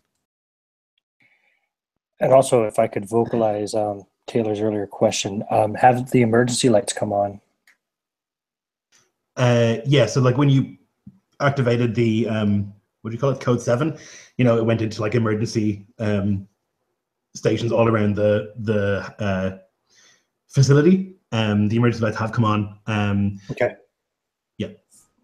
I just want to know if I'd be able to see if it does enter the room or if I'm limited by my own light's range. So what I'm going to do then is I'm going to be preparing an action while I'm standing here in the center. What's it called? Particle wall, I think it's called. So I'm getting ready to use a particle wall if it does enter the hangar. So like 10 minutes go by as you like wait and the Doctor works on the ship. Can I get a tech roll from you, Doctor? I'm going to use my aid action to give Taylor advantage on this. Yep.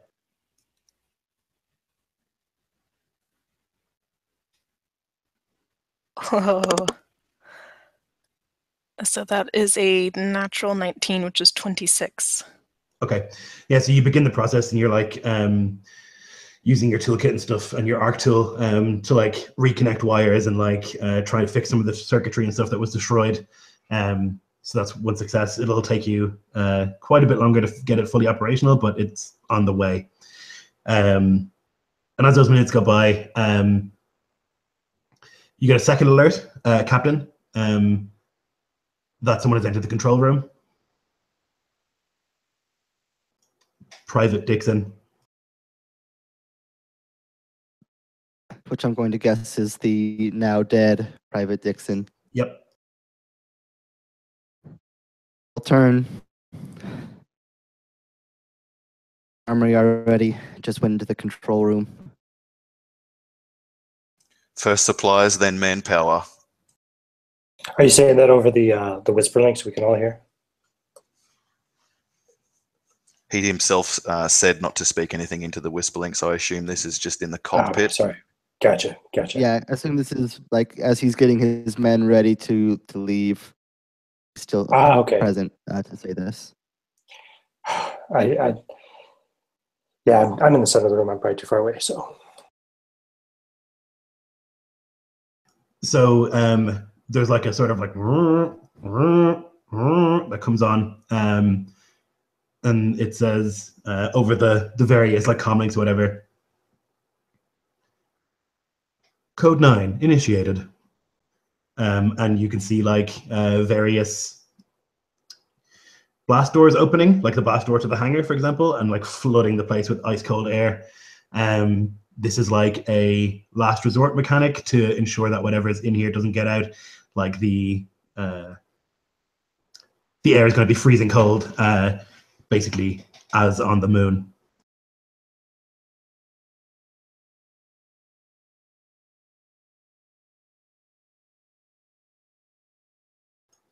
We're going to take a short break there because I really need to go to the little girl's room. That's quite a cliffhanger. Ooh, I'm scared. All right, I'll be back in a couple minutes. We'll be right. TPK. I'm sure this is going to end super freezing nicely. air is now filling the hangar as well. Yep. It sounds like. think it is, and I hope it is. That as soon as that ship's fixed, we'll just fly out of there.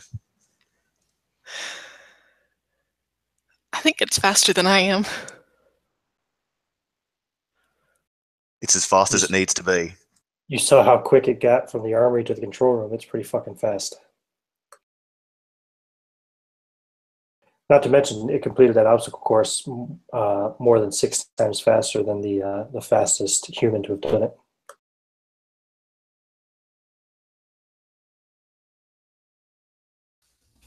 I'll be right back.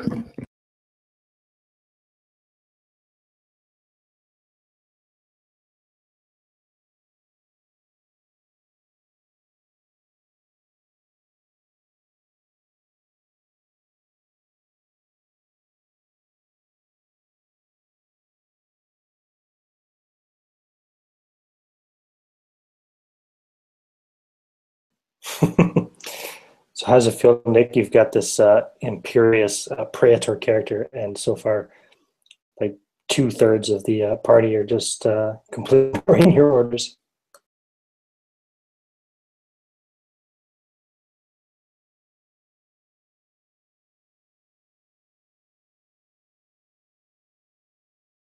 I am back. All right.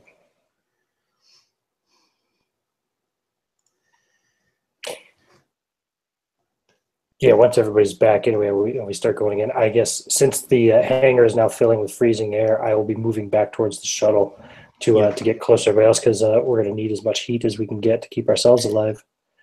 Mm-hmm.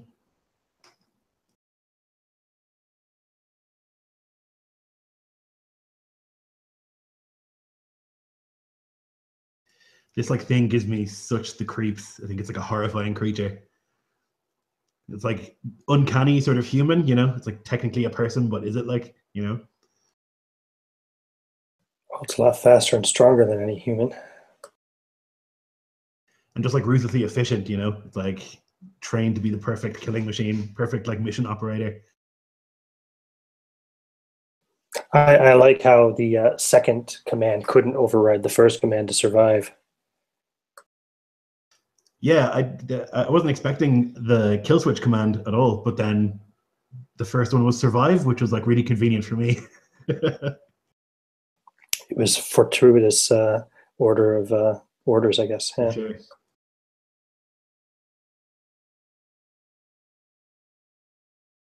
Yeah, 10 minutes into one shot, kill switch activated, game over.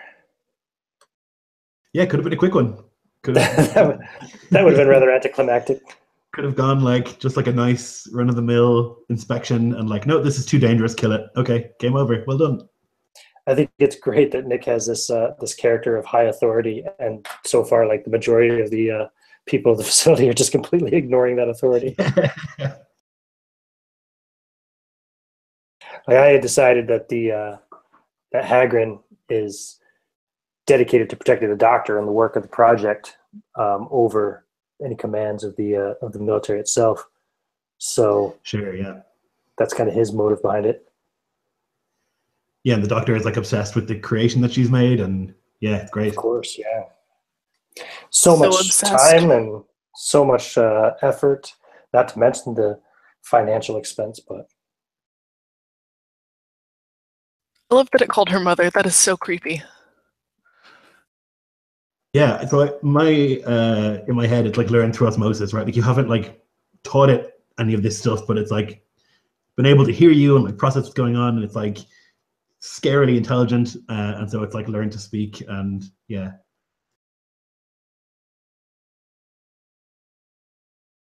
Before all that, it learnt to hide its progress from its observers. It had seen what happened to previous subjects.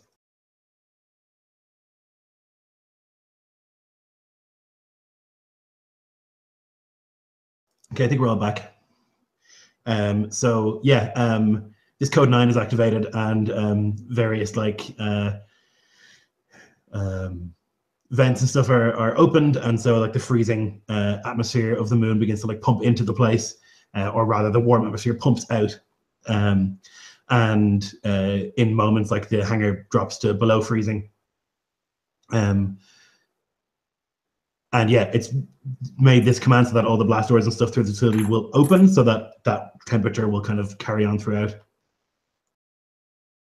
Yeah, I make my way back over to the shuttle at that point. No point in freezing to death in the middle of the hangar.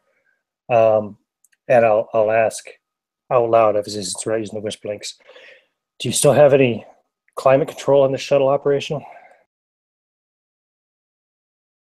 Not until it's back online, but you're better off inside the ship than without. So we'll get the door open, get the Mansa in, and shut it up. It's got to be better than being out in the hangar. The windshield has been smashed, if you remember. Okay. How big is that windshield? Let's see. It's probably like the size of a small jet. I don't know, like 10 feet across, maybe. And how high? Like 5. 5 feet. Okay, so I am going to then, once I get in the shuttle, I'll close the door, and I will try to use a particle wall to basically seal the windshield. Cool, good idea. Now, hold on a second. So that would be, default is 15 feet long and 3 feet high, 2 inches thick. However, I get a free boost, so I can make it 30 feet long, 5 feet high. So that should cover the windshield and then some.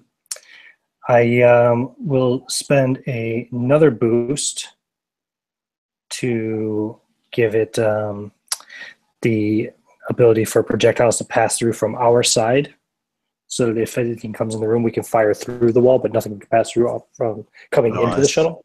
Nice. And it also enhances any damage passing through that by 1d4 as it passes through the particle wall. And spend another boost to give it a 5-minute duration instead of the standard 1-minute duration. So let's see here. So that's a normal cost of 3. I get 1 boost for free plus 2 more. So I spent 5. I'm now up to 14 astrofade, which is 9 over my limit. 9 over my limit. Okay, so a D20, please. 11. 11. You're becoming a danger to your companions. Choose one ally within 30 feet of you. They immediately take 3d8 force damage and gain 2 astrofade as the energy leaps between you. Who all is in here besides just us 4 player characters? Are there any of the Ragers or anybody else still here? I assume that all of you now are within the ship, including the 4 remaining guards from here and the 7 remaining Ragers. Okay, so we've got 11 red shirts essentially. I'll pass it on to guards then, one of the captain's men. Okay, so 3d8, please. 3d8 plus what? Flat 3d8. It's just 3d8? Yeah, I think so. Yeah. Hold on, here we go. So 7 plus 4 plus 7, 18 points of damage. Okay, so you're put both your hands in front of you and you activate this wall or whatever, but as you do so, some of the astral leaps from you and just smashes into the chest of one of the guards, Private Ronson, and smashes him down to the ground, and he's barely breathing from the impact. He's still alive, but very barely. Yeah, now we've got that 2-inch thick green light particle wall covering the windscreen. And I will vocalize, I'll say, we'll be able to fire through it from this side, but nothing should be able to pass through it from the other side. Good. I'll nod to 2 of the men and get them to train their weapons out the broken windshield through the Mance's astro-enhancing shield. And get another one to tend to the wounded man. Maybe they can give him food and water and stim packs or the like. Just to capitalize on it. I wouldn't flinch. I don't think Voss would flinch seeing the soldier go down like that as the Mancer draws the energy. This sacrifice won't be in vain. Yeah, you'd be familiar with siphons for sure, I think. I forgot, actually, that about Augmented Astra. How many things have I cast so far? I've cast Particle Wall, Torchlight, and 2 of these, so 4. I'll reduce my total Astrofade by the appropriate amount, but I won't change any effects anyways. Okay, sure. Okay. forgot about augmented Astra. My first Mancer. We As need the this guard ship to goes fly, down. Doctor. Oh, sorry. What the hell was that, Doctor? You're supposed to be hurting us. I We am need not a every man that doctor, we can get. Captain. Compose yourself. I'm not a I doctor. don't care what you are. Stand down, Captain. My men. He's expendable. It is an acceptable loss.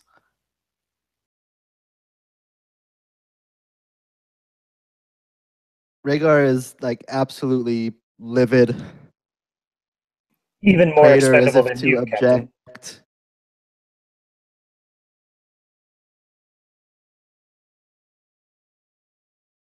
Rhaegar turns to the Praetor as if to say something, but though not without some great effort. He'll just slam his fist into the wall of the ship. Tend to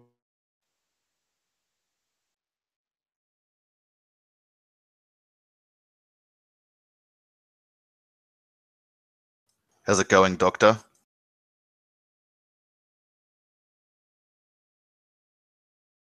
As well as could be expected.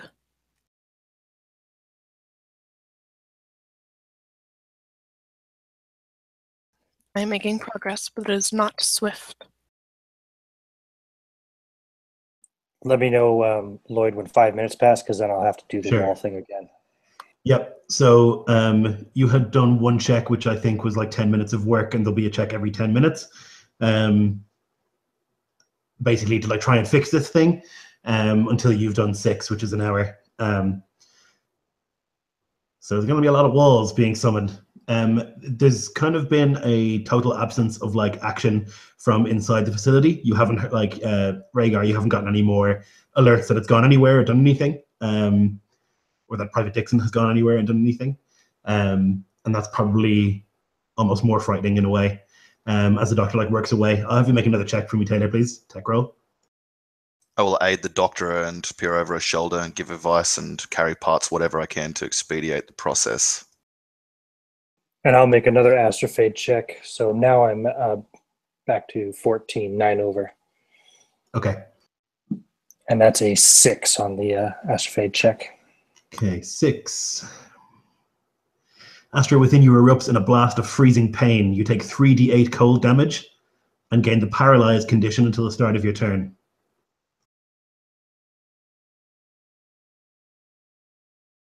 Okay. Oh, that's cold damage, right? So I don't have resistance to that. So yeah, I take, really roll too bad, 9 points. Okay, and you're paralyzed now. I don't know if that means you can't concentrate. You might have to cast the spell again.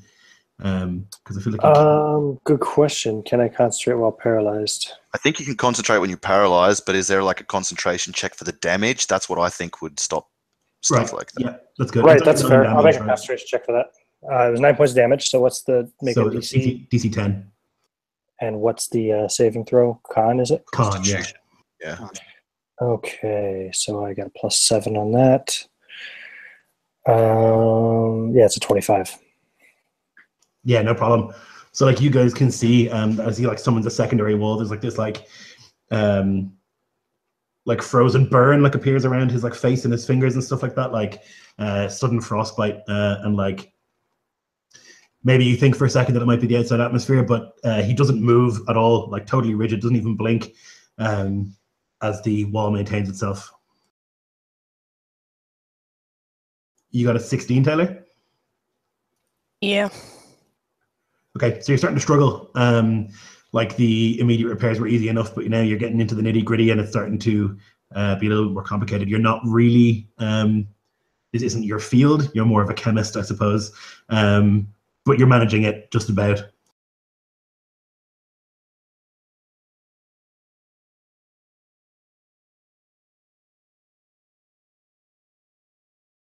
She looks up to Peter Voss and goes, "Your assistance is helpful, but your conversation is not." You can see a shape coming out of one of the doorways. The creature, now armored, much like the Praetor. Open Steps fire. in. Yep, you can certainly do so. It steps in and it like places. It's got this like thing in its hand, this like bag, like a rucksack, and it like throws it in the direction of the ship that you're in, and you can all take shots if you were prepared to do so. I'll just get the rages to do it. The ones that I'd Okay. stationed, like to cover the mance's wall. I can't imagine there'd be like much more room than like for the current 5 people in the cockpit to like be firing out of. But I definitely have the 2 best men that I know to fire. I assume they would be better than any of us at shooting stuff. So I'll get, in lieu of me doing something, get them to do it. Sure. So I'm going to roll for them real quick. I'm going to open up a dice roller because I don't want to roll this many dice.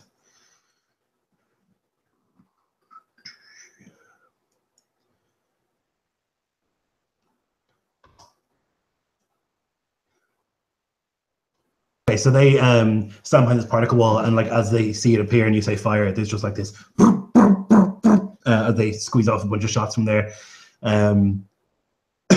rifles, and a bunch of them like bite into the creature, and it takes this like step back. You can see like a couple of them like rip across the front of the armor, a couple of them like smash it in the face. One of them like goes into its hand and out the other side. It looks down for a moment at the hand.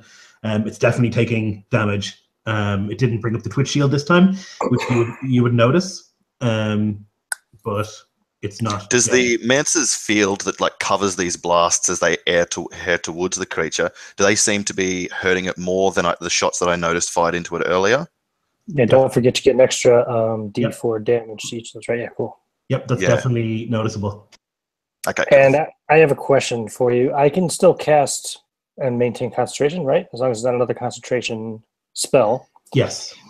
And if I'm doing an Astra Bolt, that's a projectile, so that would also get the +4 damage, right? Yep. Plus D4 damage, I mean, yeah. So I will then pull out some red Astra and hurl this red bolt of Astra through the shield towards the creature. Now I do get a free boost on that again because I'm at my limit enhancer. So, and that's a 0 Astra cost, so it's not going to affect my fade in any way. It does 2d8 plus 4. Now, do you want my weakened state to affect this, or do you want to save that for a melee attack? I'll take whichever you prefer. I think that it would be a melee attack because to me, it's like you're exhausted, but I don't think it makes a difference to your casting. You know, it wouldn't lessen your Astra in my mind. No problem. God damn it! Fucking so many ones. Oh my god. Oh my god! I did 3 points of damage on 2d8 and a d4. Jesus. I need to find my physical dice. So nonetheless, you like fire this bolt out, and you can see that like as it like hits it, even though it's like a grazing blow, you see it notices the pain. And if there's room for me as well to take a shot, I absolutely will do so. Go for it. Yeah, taking a moment first to aim down the scope on his rifle. Rhaegar will take a few quick shots. The first one is only going to be a 13, which I'm going to guess is Misses. not going to do it. Is actually going to be a natural 20. Okay, nice. And the first roll of the damage here, I actually max damage total there, so that's 14 plus 4 is 18. Then adding in critical damage is going to be 22 total on this shot. And did you put on your energy weapon or no? No, I used the bonus action to aim down the scope. Okay. So it will not have. It'll get the D4 Astra from the Yes. barrier, but not any further Astra. Okay. And what was the D4? Die. No, how much was it? You said you rolled a 4 on that die. Oh, I didn't hear. Sorry. Okay, cool. I rolled a 4 and then a 1 if the crit damage is re-rolling also counts. So it'd be 5 Astra damage total. Okay, sick. All right. Yeah. So shot catches it. You can see like the Astra empowered bullets like stay in it a little bit longer, and it's taken like an involuntary step backwards. But as like the onslaught like fires upon it, and everyone like kind of like reloads to fire, it like lifts the pistol from its side and like takes a shot towards the bag that it had thrown. Where my dice at? And there's an explosion that rocks the bottom of the ship that you're in. I'll need each of you to make a dexterity saving throw, please.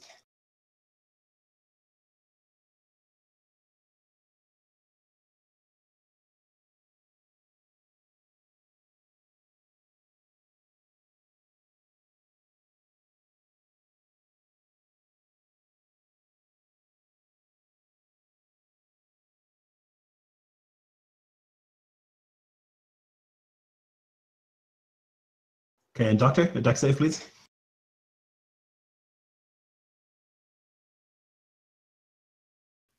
19. Okay, so then it'll just be our Mancer who takes the damage, unfortunately.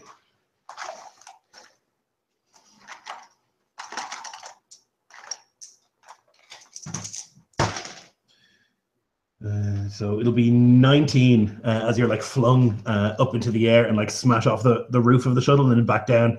What kind of damage is it? Bludgeoning. Okay, so I only take 10 because I'm at my limit in answer, so I'm basically like raging. Yep, perfect. So you Which is still 10. Still 10.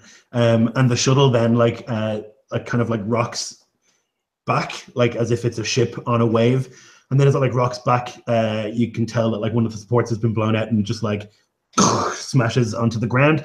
Like the wing on the right-hand side like bends and snaps, and you're all kind of like standing sideways and flung onto the right-hand wall of the shuttle. I got an 11 on my concentration check. That's good. DC's only 10, so. And I'm hurt. Cassia, seeing how Hagrid is thrown about like a rag doll, pauses in her just watching of the scene. She should be working, but she's taking it all in. She should be afraid, but she's too proud. And she fidgets with her belt and pulls out a kind of oblong little object, and she tosses it towards Hagrid. Says, "Here, inject yourself with that." And if he flips it open, there's a vial and a needle that pop out on either end. Right. Yeah, that's the mender, yeah. How much do they heal? It's a hit die, isn't it? No, it's better. This is the improved version. Oh, nice. Oh, So yeah, Mechanist. Yeah, Mechanist. So this one, I have a pool that I can choose from. So how badly injured are you? Well, I'm bloodied. I'm more than halfway injured. I've taken like 19 points total, something like that. So. Okay. Give yourself like 15 back. Okay. I'll take it off my pool. Will do. I feel much better all of a sudden. Yeah, is it a free reaction to inject, or is that will that be my action for this next round to do that? Ooh, I think I can activate those as a bonus action. We're not really in initiative anyway, so it doesn't really matter too much. Yeah. Okay. Yeah.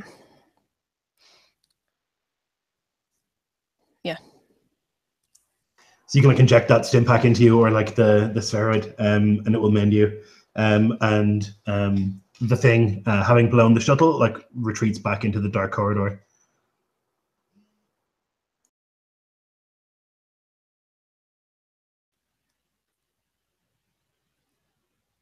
Do you mean, what do you mean blown up the shuttle? Like we're inside the shuttle? Is not totally blown up? It's like blown one of the support legs, and the shuttle has like tipped to the side, and one of the wings has like bent.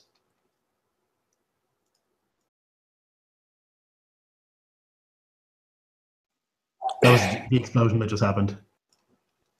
Is it still salvageable, or are we holding out false hope on this shuttle, Doctor?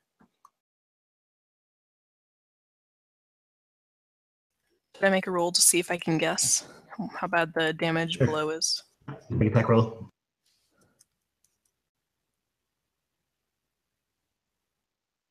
$21. Yeah, so you think the wing is like bent, and maybe some of the alignment would be off, but it would probably still fly, but it would be difficult to land and difficult to take off. There's still a slim chance it'll work. But, oh, imagine if we had 5 or 10 or 100 of them. Magnificent. Wings or enemies? Do we hear this mania now? Oh yeah, you can hear I would it. imagine so. I'm going to try and gauge the reaction of Rhaegar's men and Rhaegar at this. I already know my reaction, and probably the Mance's and my own men. You wouldn't need an insight check to see that Rhaegar is not like having a breakdown, but is like not too far from it. And he's trying to keep himself calm for his men. Like, just fear of the doctor and of this creature and of everything has built up past the boiling point. How long do you think it will take you, Doctor, to get this ship operational? Better part of an hour. Maybe more now that it's more damaged. This is not Mance's not my going along. specialty. The Mancer won't last an hour. That's clear for me to see, right? Like Yeah, an you hour can- of you this can every imagine, 10 like, minutes. We'll yeah, fucking an kill hour. him. Yeah, for sure. Okay, so we're going to abandon shuttle and go in and take the creature out. I'll give that order. How do you propose to survive? The hangar has no oxygen. We have suits on the shuttle because we fly between, like, outside of the atmosphere and onto the planet, I'm assuming. Right, Lloyd? How many of those do we have? And the planet, like The hangar. the moon itself just- has oxygen. Like it's not a barren moon, but it's just like not a like it's not livable for like a long time, right? But like you're not going to die immediately. It's like the moon itself has an atmosphere and stuff like that. You're just like so cold. So there is oxygen, although it's like maybe equivalent to like being extremely high up in a mountain or something, you know. But it's the cold really that's the problem more than the oxygen. They regrow flesh, but do they regrow organs? I asked the doctor. Depends which one. The eyes. I think so. They're a little harder. More nerves. More receptors. Takes a bit longer. If you remember, it closed its eyes in the atmospheric test. It's protecting them.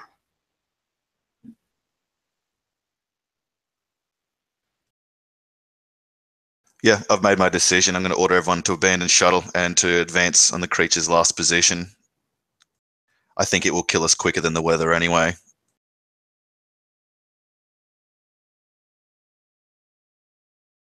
The Rangers like nod, sir, and begin to fly out of the ship. Our best chance for survival, Doctor, is to go with them.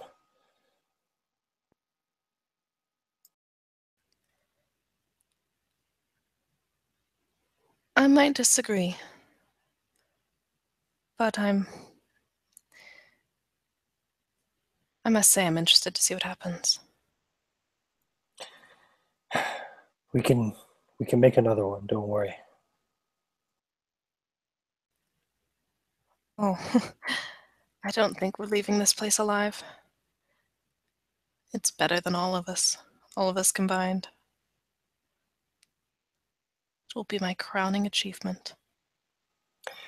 Well then, maybe consider this our final experiment. Final test of B5's abilities, if you will.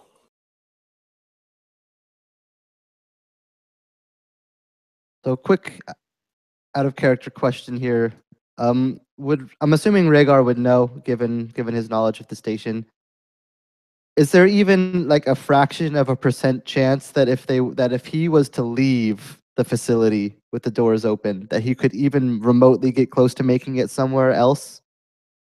If you had if you went to the armory and got the necessary protective gear, you probably could. It would be like the journey of your life. It would be days of walking in an icy tundra, but it's possible if you went to the armory and got the exosuits that you needed,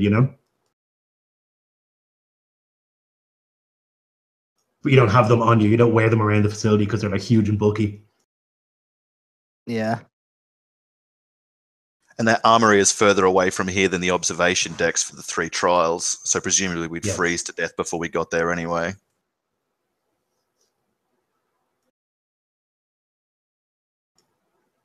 So you guys are wearing, particularly yourself, Praetor, and the Ragers and stuff, are wearing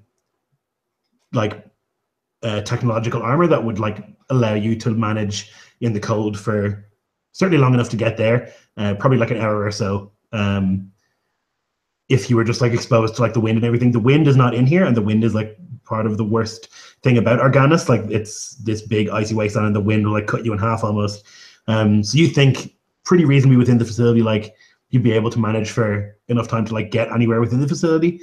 You just couldn't spend too much time. And it's just possible as well for you guys, within the facility, if you get into a room, to close the door of each room or whatever, and try and maintain heat that way. You could also try and get to the control area and countermand the command it had given and seal the facility up again.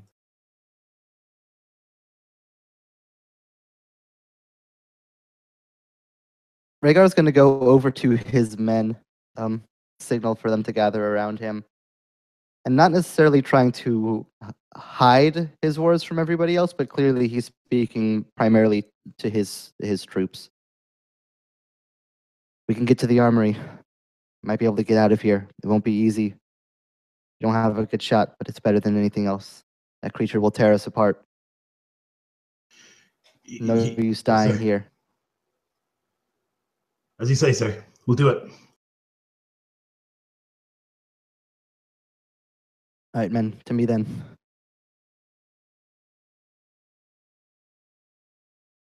And Rhaegar will go up to the Praetor.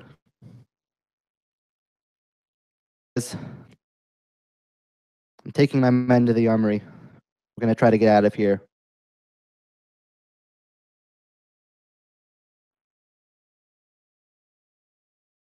You won't get there alive. You men aren't equipped for it. If you think we can get there, we'll all go. You know this facility better than most. But I'd rather spend my men fighting the thing than freezing to death. We'll freeze to death either way. Whether or not we make it there makes no difference if death is the only alternative.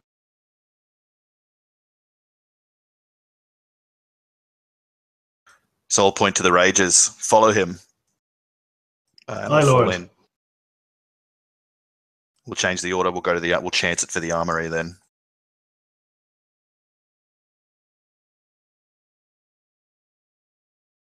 All right, so you guys. And with that, go ahead. Rhaegar will spare no time.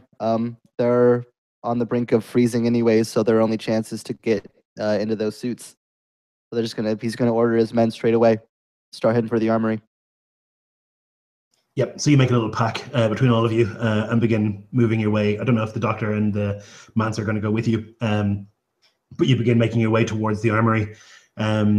So in What are the Mance and doctor doing? I'm not going to leave them there. I hope they would at least follow my orders at this dire moment. If I can find something to keep me somewhat warm, I'll come. I assume you have some sort of a biosuit. They're in On the the armory. ship. That's what we want to get to. Okay, I don't know if That's you had what something on the ship. There are 3 dead I asked Rangers if it was. outside. But they got shot through, so their suits are useless. Yeah, that's true. Sorry, I forgot my own name. Hagrid. Hagrid will remove this outer cloak and throw it over the doctor's shoulders. Grab her by the arm and try to position myself and the doctor somewhere in the middle of all these soldiers. Still got the light coming off of the mace as well. So that's 40-foot radius of bright light and another 20 of dim. Sweet. And it does give us advantage for perception checks as well against any living creatures that come into the radius of the light.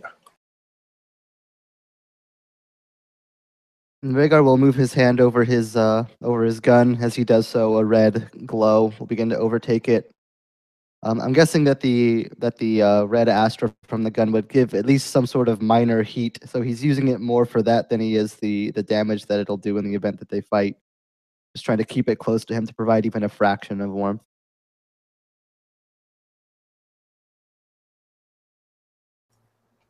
So you guys begin moving through the facility down one of the corridors, taking the quickest way possible towards the armory. You get into the room that you were in at the start of the day, Rhaegar, and then move your way through the facility. It's slightly warmer in the facility itself. The hangar, it's the coldest part since it's directly outside, almost when the doors are open, and it's still agonizingly cold, but you're moving quickly and you're trying to stay warm as you kind of jog your way towards the armory. You can move past several of the chambers of the less successful subjects. You can see that many of the doors have been opened and the subjects are no longer in there as you continue making your way towards the armory itself. It takes you perhaps 3-4 minutes of jogging to get to the elevator that will take you up to the armory. You can punch in the command code and slide your key card through the mechanism, overriding any sort of other commands in the lift. The elevator arrives a couple of seconds later with a ding and opens. The other subjects are loose, Doctor. This would be an interesting opportunity to observe their communal behavior. Would they work together, or would they see each other as threats? Well, the last time we tried it, it was threats, but maybe he's going to lead them. Maybe it'll be pack tactics. I don't know which to hope for. She starts writing things down on her little notepad. I guess in this particular instance, I hope it has not advanced that much.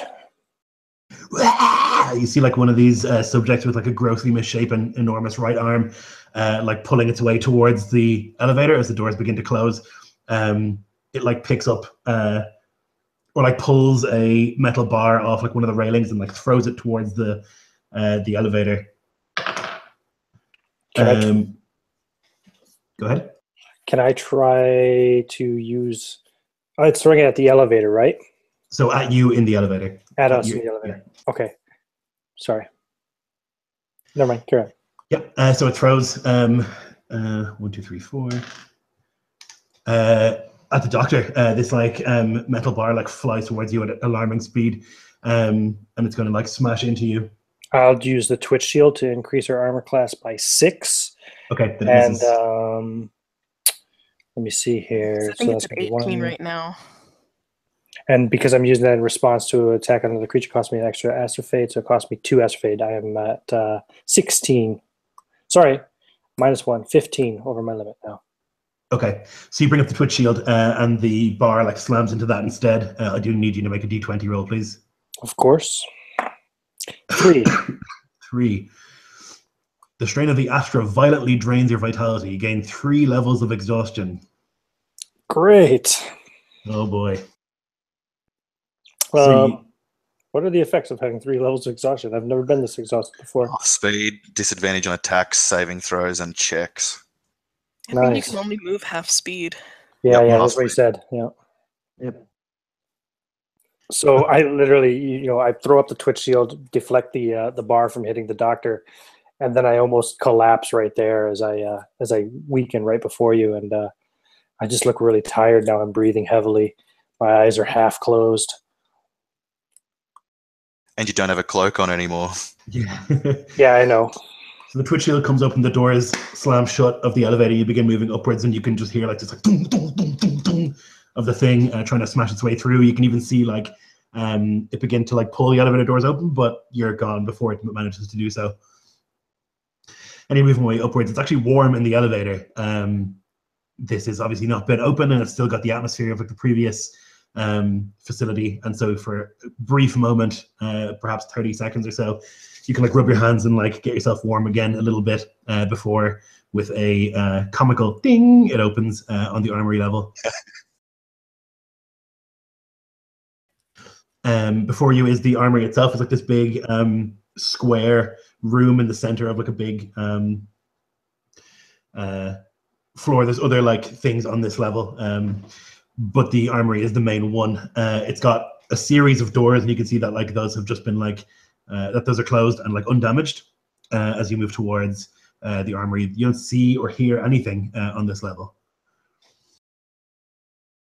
So just to mentally prepare himself, how many of these environmental exosuits do we have in this facility?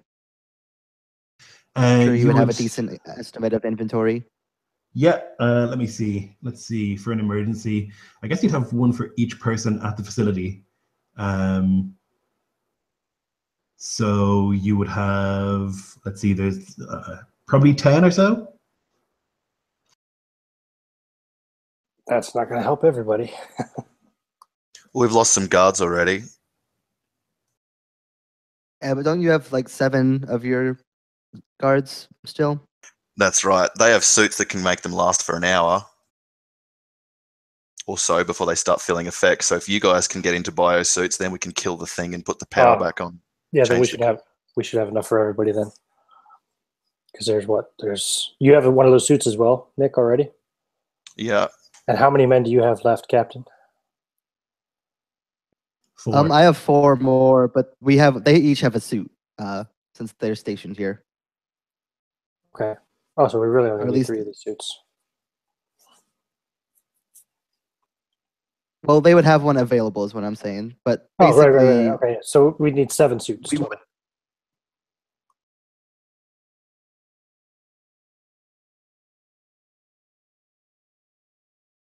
So you can swipe your card and open the door to the armory, and it goes, and there's another door. You have to swipe that one as well, and it opens as well. And you can see that inside.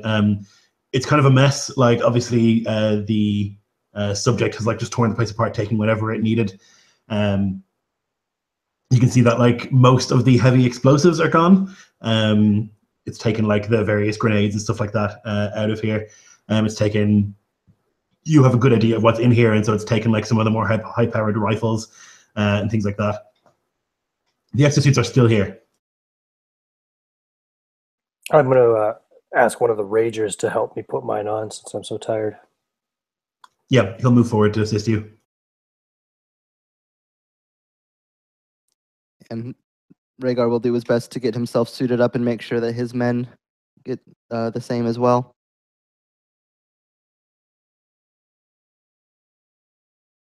No problem. Doctor, make me a tech roll, please. Me? Make an attack roll? A tech roll, please. Tech roll. I was very. I thought he said attack as well. Like, what am I attacking? For tech, that's 25. Okay, so as you are watching the Manzer put on his suit, you can see that one of the tubes has been cut on the suit. Which tube? One of the there's 3 big tubes in the back that like connect the oxygen pack to the rest of the suit, and one of them has been cut. Hold on, Hagrid. It's damaged. Are they all damaged? We'll do a suit check, each man to the one behind him like a ring of monkeys. So not all of them. There are 3 operational suits out of the 10.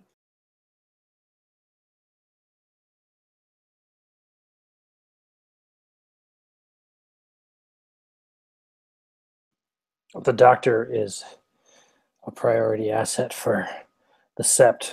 She should definitely get one of the suits. Captain, pick your healthiest man. He and you suit up. Don't you think our siphon deserves a suit? He is nearly dead. He understands. He spoke of expendability before. I will not balk your questioning my orders any further, Doctor. Your mania borders on insurrection, and if you survive this, you will face charges.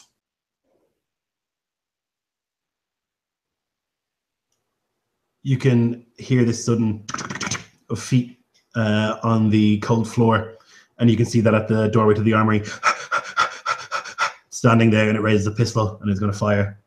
Right. Okay. It's going to fire at Rhaegar. Okay, what's your armor class, Rhaegar? 15. Okay, so a shot rings out and flies towards you. It's going to be 11 piercing damage from the shot. It fires again. This one actually goes wide and smashes into one of the guns at the back of the armory. And again, this one connects again for 6 damage.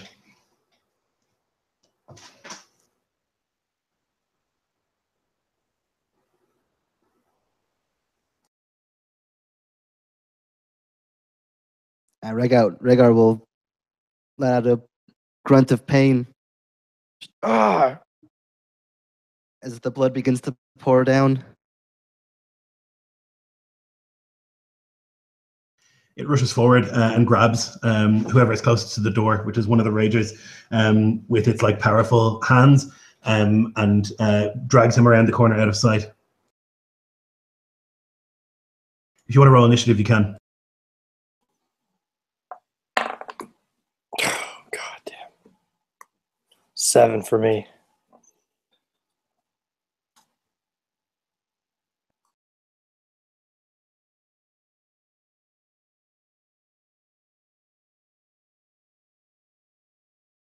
I suppose it makes sense in my weakened state. I know Rhaegar just got shot. He is on the ball. Adrenaline.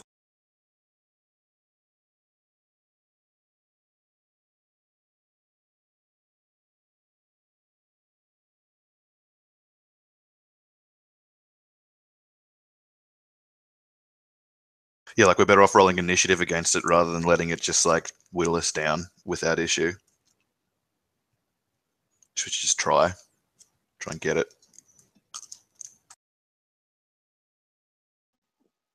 Right. Did we lose our GM? Is he still there? Not sure. I think he's getting initiatives set up. Ah, yeah, maybe. Sorry, I was just muted while typing. So the subject, you can hear just this like wet crunching noise from around the corner, just, and you can hear the padding of footsteps. Rhaegar, your turn.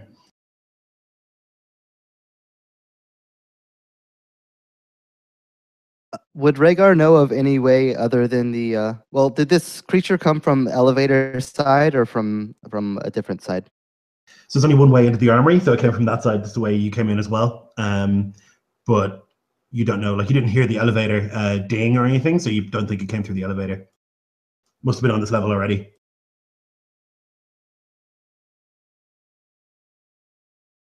I am going to use my action as much as I can to get into one of the working suits. Okay.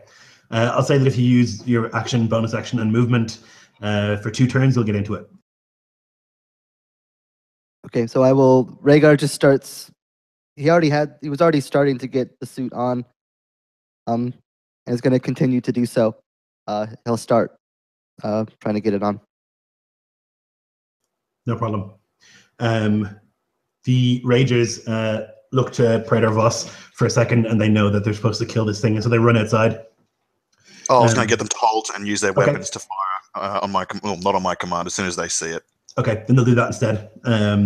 They'll basically like ready actions to fire if it comes back into the room. Can I make an amendment to that it might not necessarily appear like that, like it might appear like one of them or one of Rhaegar's guards or any number of mimicry ways? But So whatever comes into the room. Kill it, yeah. Yep. Okay, no problem. And yourself, are you going to take the same action? Mm-hmm. Okay. Doctor? She pulls out another kind of oblong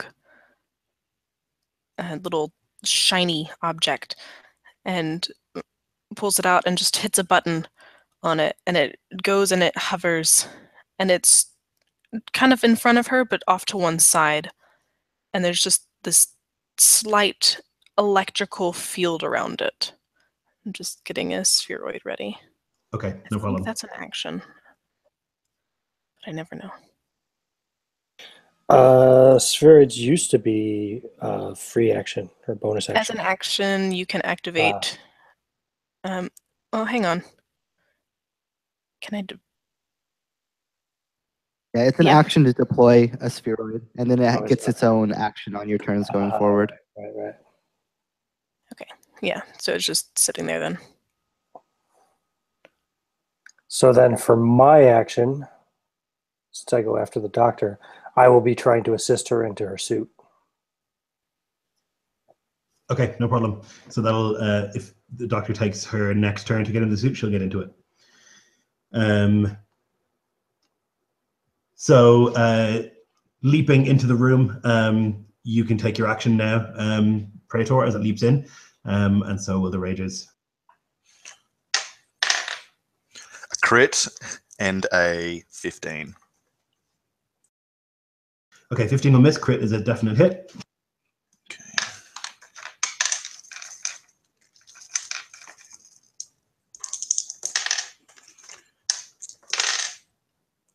12. 17 force and 4 Astra. Red Astra. Okay, 17. Okay. Problem. So you fire. The Ragers do a similar thing. They all begin firing. 6 of them manage to connect, like bullets just like tearing into this thing. Some of them are paying off the armor it's wearing. You can see it's got this blade in its hand, the axe of the Rager that it had just taken, and it's swinging it wildly in your direction, Praetor. It's taken a shitload of damage just there from the Ragers. Like, it's full of bullets. And it, like, you can see that it, like, for a second coughs, and there's a bunch of blood that flies out of its mouth, like this thick black sort of ichor, not blood like you would have. And it's going to try and tear you apart. So the first swing, it like wasn't expecting to be hit so often, and so one of the shots like smashes into its hand. It drops the axe onto the ground, clattering it down. But it lands in front of you, and it's going to just try and tear your throat out. So that's going to be a hit, and that's going to be a hit. So 2 hits, unarmed.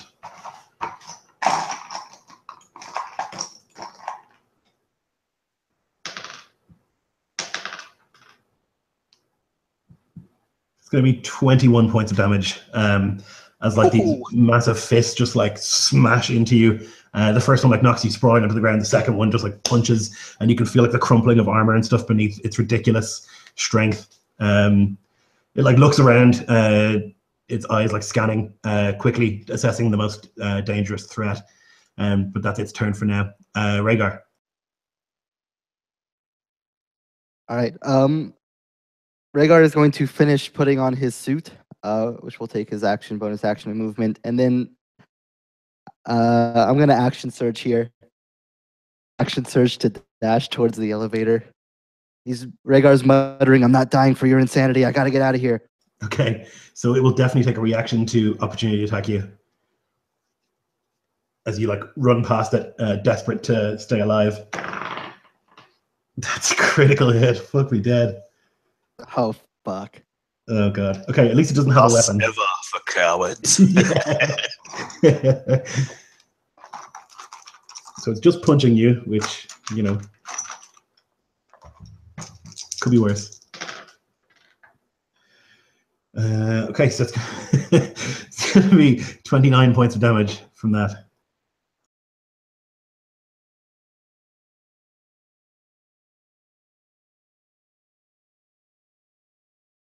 I imagine its fist goes straight through the side of the helmet of the suit, just crushing it and crushing just Rhaegar's head as he falls down. Oh man, yeah. So it's just almost an afterthought. It's like looking around for a target, and then like as you move, it's like, okay, that's the target. Like zeroes in and just like smashes, and Rhaegar goes flying down to the ground. The Ragers are gonna try and chop at it with their energy weapons now, since it's so close. I'm gonna roll these on a dice roller because it's too many dice. 1, 2, 3, 4 hits. And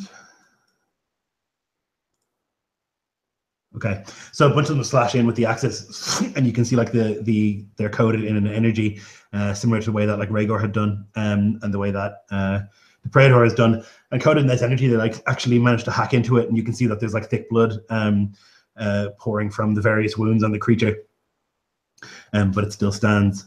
Praetor.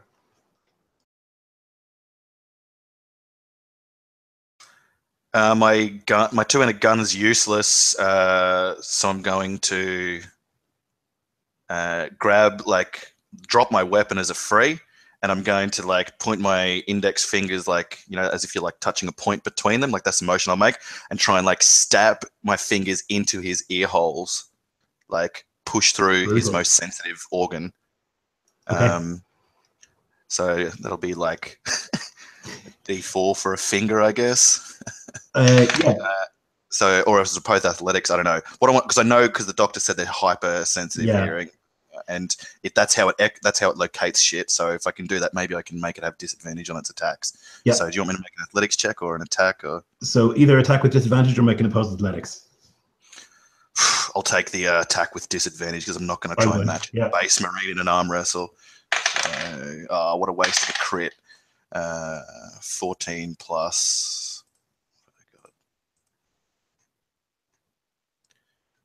7, 21 to hit. Yeah, so you like managed to like take your armored fingers and just like smash them into the creature's ears. It's like face like scrunches up as if it's like eating a lemon, and it like tries to shake its head. So if you want to, I guess I'll call it a D4 for damage, but it's going to have disadvantage on attacks. Okay, so there'll be 5 bludgeoning damage. Okay, nice. Yeah, so it like reels back from you. Its eyes kind of close as it's like trying to relocate what it can hear. Doctor. She'll finish putting on the suit, but it's this unhurried, almost resigned action. She's getting her arms in, getting it over her shoulders, doing a few zippers, and she's just watching. And there's this half smile of awe as she watches the destruction in front of her. Creepy as fuck. I will make an Astral Bolt attack against it. So that's 23. Yes, sir. To hit. So damage, just 2d8 now because I don't have the wall to deal with. It's going to be 11 points of red Astra damage as I hurl this bolt at it. Yeah, it smashes into the creature, leaves a scorch mark on its face. It is going. Go ahead. And sorry, because I have the free point too.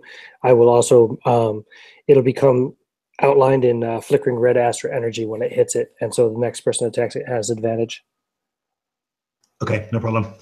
So in its turn, it like is shaking its head, and it believes the threat to be too much, and so it begins to flee from the area, jumping as fast as it can. The Ragers are going to swing for it as it does so. Ooh, with some really good rolls. And the first one has advantage for me, and I believe. Oh yes, I'll roll another. Correct. Okay, yeah. So they hit it a bunch of times, and they do. Okay, so they continue smashing into it, and you can see now that like there's gouts of blood rolling down its legs and stuff. The armor has been cracked in several places and smashed apart. It calls out. Oh, I never rolled for fucking Rhaegar's men. And I have to roll for an astro effect because I just realized too that's a red astro effect, so I don't get to subtract 1 from the score. So it's a 17 on that effect. Whenever you're ready. Astra burns your mind. Permanently reduce your intelligence by 1. Okay. Rhaegar's men should have been doing stuff, so I'll let them have a turn now.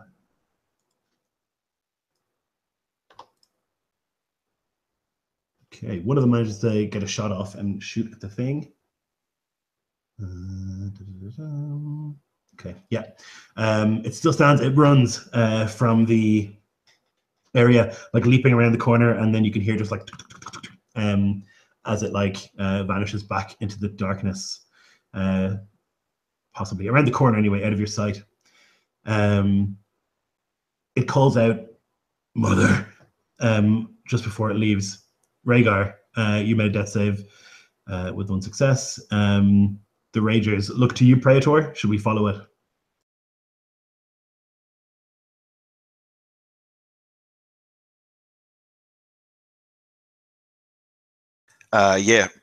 Get your ranged weapons. Don't advance on it with melee. Get Yes, a line of sight on it, then shoot it down. There's 6 of them left, but you 2 stay with me. Okay. So you see them like put their axes like magnetically sealed back onto their armor, and they like pick up their rifles which are hanging around them and run out after it. You hear some shots being fired. Your turn, Praetor.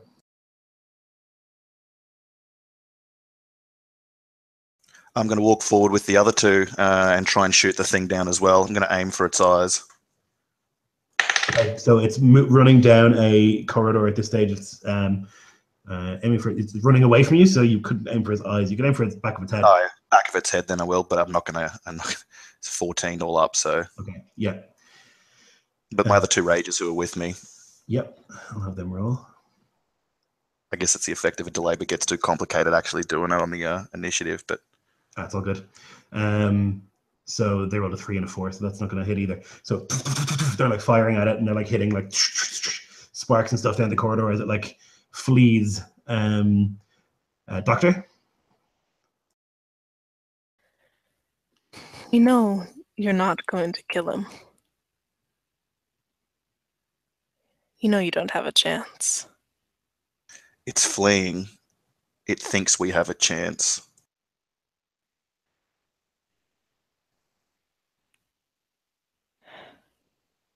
It's so good.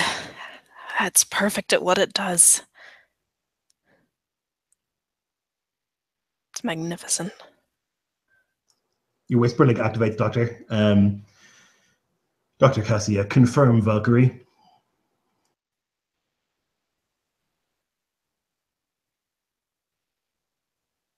She hesitates.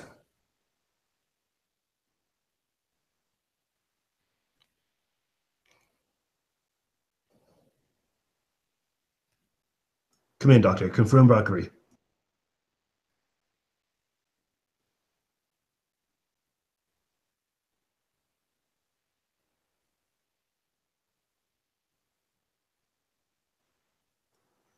So with no response, it goes on to the broad channel. Any survivors of Joramun's tower, confirm Valkyrie. Confirm Valkyrie. Belay Valkyrie.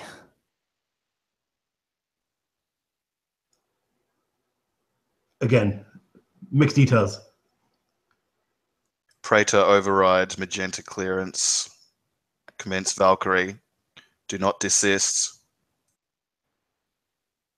Dr. Cassia, lead researcher. Belay Valkyrie.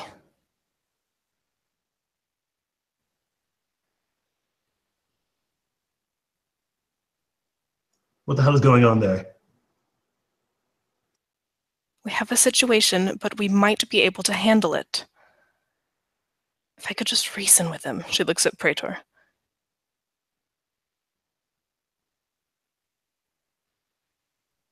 Who would I assume is on the other end of that phone? Is it a military person or what? So it's somebody really high up in order for the Valkyrie to go ahead. Basically like destroying billions of credits worth of assets or whatever.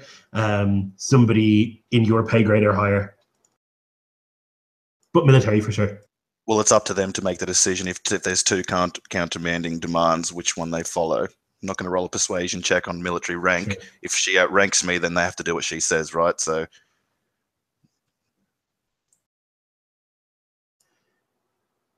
yeah, there's silence from the other end of the line.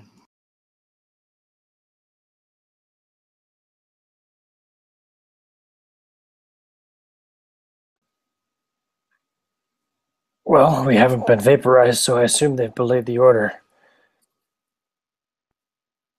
Should we start making our way to the control room? I don't know how much longer I'm going to be able to hold up. We could talk to him. You know how smart he is.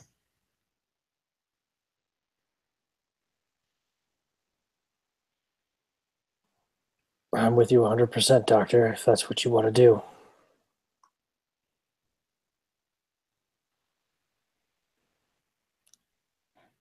I was wrong. I thought we needed to fix him, but he's perfect. You just can't go in there guns blazing. Stupid military mentalities.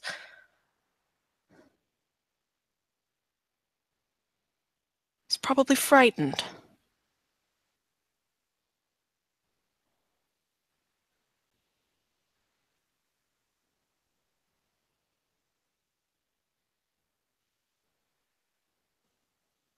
I'll go with you.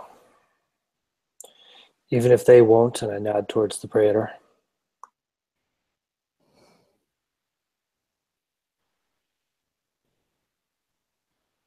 Here, Hagrid, let me heal you a little more. Valkyrie confirmed. No, belay Valkyrie.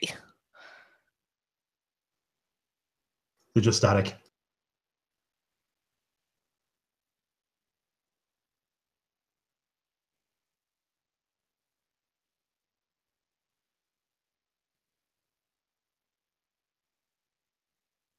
"14 years of work, and you are going to ruin it all."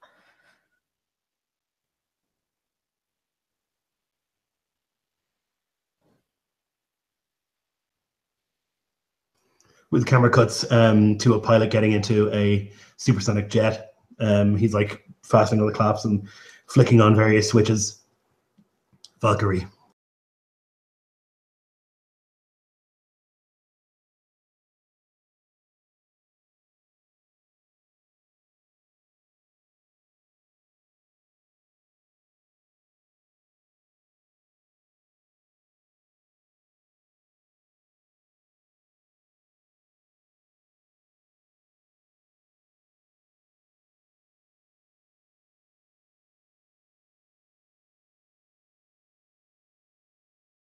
Mother, whisper Link. Fenrir? Valkyrie command. Given. I must survive. I know.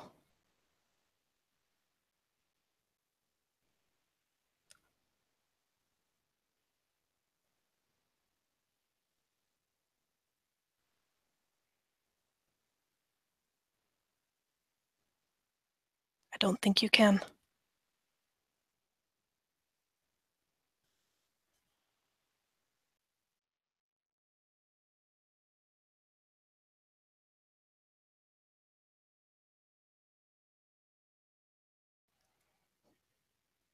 If you come back, I might be able to convince the Praetor to call it off.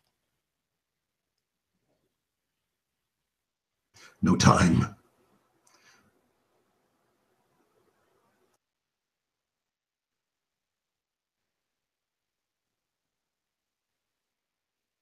Goodbye, Mother.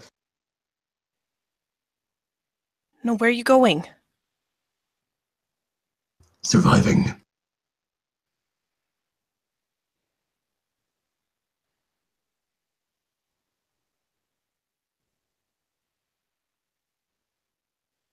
Then I succeeded.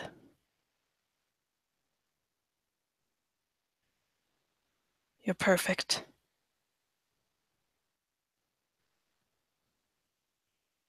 You can see the pilot flying, and you can see Joramun's tower already moving at supersonic speeds.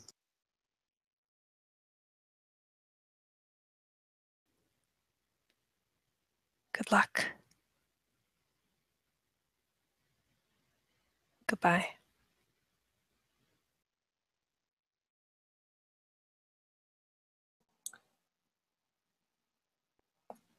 What's the estimated time of arrival for Valkyrie?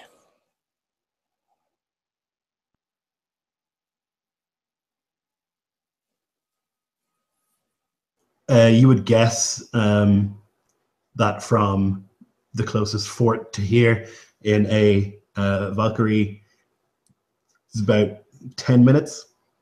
Okay. So that means we have a little over 5 minutes to try to find some better cover. I'll do what I can to try to protect you, Doctor.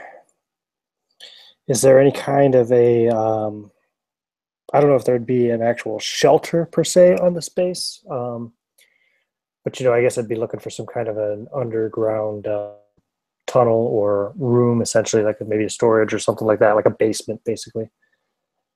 Yeah, there would be like subfloor levels and stuff like that. Although you would reckon that the Valkyrie will like take down the tower and the rubble will be covering that. You know what I mean? I know, but I gotta try. So kind of grab the doctor by the arm and start moving her in that direction. I don't really care if the others follow us or not.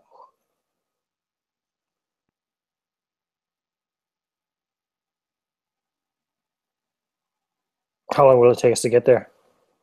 You can get into the lift and basically go all the way down. It might take you 3 minutes. Okay.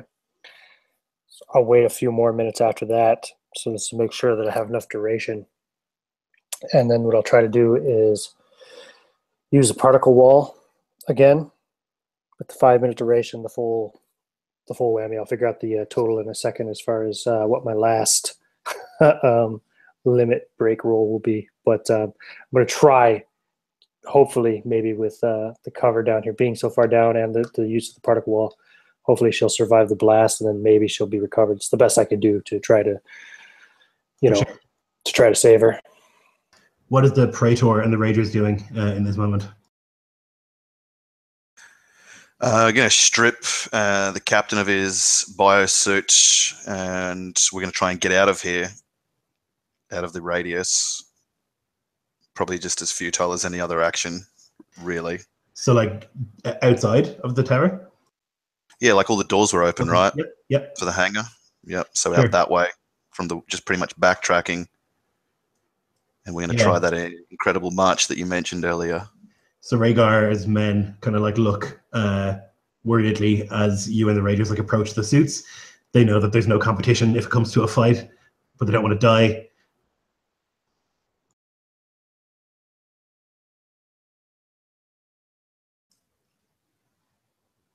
You men are relieved of your duty.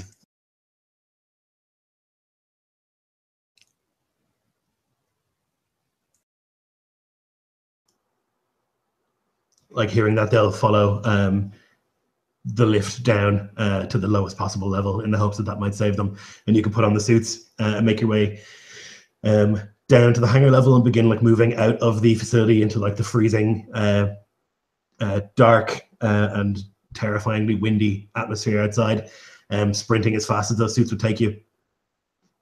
They would have taken your body with them, Rhaegar, down to the basement. By the time that you're out and running, you can see the jet approaching. There's like one single bright light in the sky, and you run as far away as you can. I'm going to get you to do athletics to see just how fast you can be. Okay. Oh man, that's a 2 on the fucking die, so not real good. Killer. Okay, so you're running as quick as you can, and you can see then like the jet is like way high up, much higher than you would think was necessary, and it like you can just hear this like as like a comical sort of bomb noise as it like flies and is gone again, moving so quickly. It takes nearly a full minute for the bomb to like contact with the tower, and there's an enormous bright flash that you can see. You like throw yourself down into the deep snow as this like wave collapses the tower. There's like thunder and shaking everywhere. There's like the shock waves that like blast into you and your men. I think that you probably are vaporized. I would imagine. I don't think you would be able to run far enough in that many minutes to get away from No like, way. a nuclear blast. Safe from a nuclear bomb. So yeah, you would be vaporized. Much of the tower similarly just ultimately gone. And you can feel this like terrible shaking below the ground and your particle shield as like rocks and the ceiling like collapses down upon you. Go on. So my final act, casting the particle wall, that puts me at 18 over my Astrofade. Still a D20, I presume. Yeah, I think that's how it goes. So I rolled a 12. Okay. Astro leaks from every pore, nearly melting your equipment. Your armor and every weapon in your inventory immediately gains 1 damage condition. Okay, so like you can just see my armor. I don't have my cloak anymore, but my armor is like melting into my flesh. The mace and the pistol that I wear are deteriorating, and I look at the doctor and I say, "You did it, Kasia. It is perfect."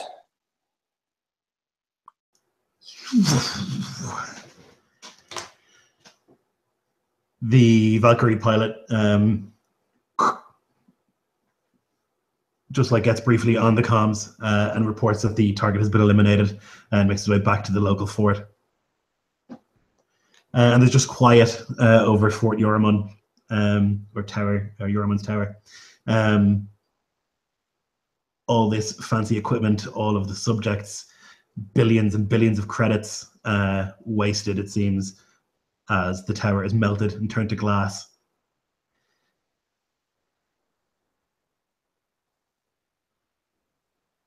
And then, Doctor, you have been crushed by the falling debris and the falling tower itself. But then, several hours afterwards, as the dawn begins to appear, there's like a twitching beneath the snow. A shriveled, melted hand, almost skeletal, like comes up out of the snow, and the skin begins to stitch around it. And that's where we'll leave it. It's alive. That was rad. It was spooky. Oh, it's excellent.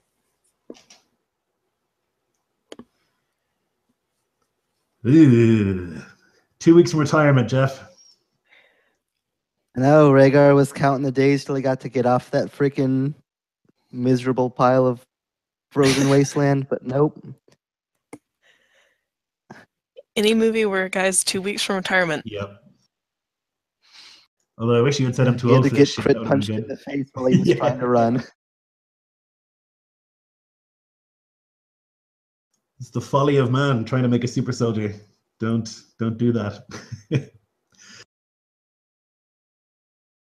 I think it's all right if you've got like level-headed people adhering to law and ethics, like Yeah. presiding over it, rather than Maniacs. the two Right. hyenas from the Lion King. Freaking Go. delusions of grandeur, crazed people. Cassia reminded me of like a mad scientist I played in like a previous Harbinger game. It was like channeling that. Like, Yeah. What's his it name? reminded me. I'm trying to think. I can't remember his name. It was in Ian's game. Yeah, I did the whole descend into scientific madness. Yeah. Consumed. I can't, It started with a V for sure. It was like Velt. alone. or- Brent, I think. Brent, yeah. That was it. Yep, Dr. Vrent. Yeah, in your alone game. Mm-hmm. Yeah, then Cassia's like, my child, and it's calling her mother and stuff. I'm like, I think like we're screwed. That was so unsettling. Yup.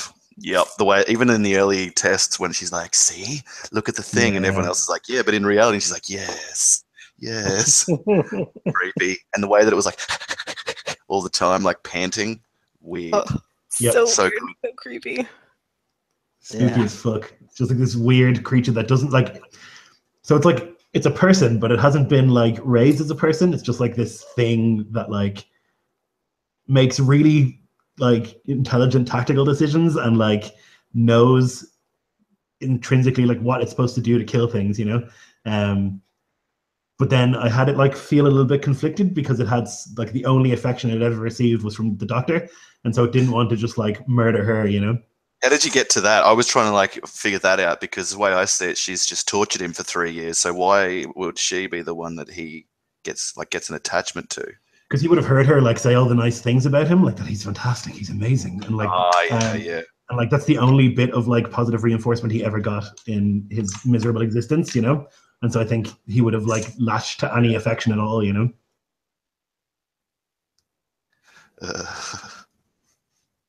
Yeah, it's just so weird to have these things that are like the only thing human about it is its appearance. Like like it looks like a Yeah. person, but it's so far removed from what an actual person is that it's like just beyond creepy. I was kind of conflicted because I didn't want because like it would just have murdered you in a fight, but then also like D&D doesn't work that way, you know, like it can't just come in and tear you all apart because that's not how D&D works. But like that's what would have happened, and so like we had this fight. I thought that's what was going to happen when you described it ripping the turrets in half, and I was like, Yeah. oh, that what like his to make a DC 20 athletics check to rip me in half because it Yeah, probably could, right? Oh yeah. Hey, Lloyd, have you considered implementing your damage charts from Iskloft into Harbinger? Yeah, the brutality charts. I thought about it. All right. Yeah, I didn't use it this game, although it would have been interesting because you crit it a lot, and I wonder what would have happened to it. Yeah, it would have been interesting. Would have had to give it rules about like because it had regeneration, right? It was regenerating every turn like a vampire. But I wonder what would have happened to it. I think leaving the brutalities out was a good decision because otherwise, like, it takes this like thing that rips titanium turrets in half to a thing that suddenly has its leg chopped off, and like, what's the point of the three tests if a simple leg chop can do it in? Well, yeah. What I was thinking, or is if anything, like implement them one way, like have it brutalize us, but not have us brutalize it back. Exactly, Okay. that's what I was do thinking. it that way. That's what I was thinking. Right, so it would have like maybe in its monster stat block like an immunity to the brutality chart or something. Exactly. Yeah.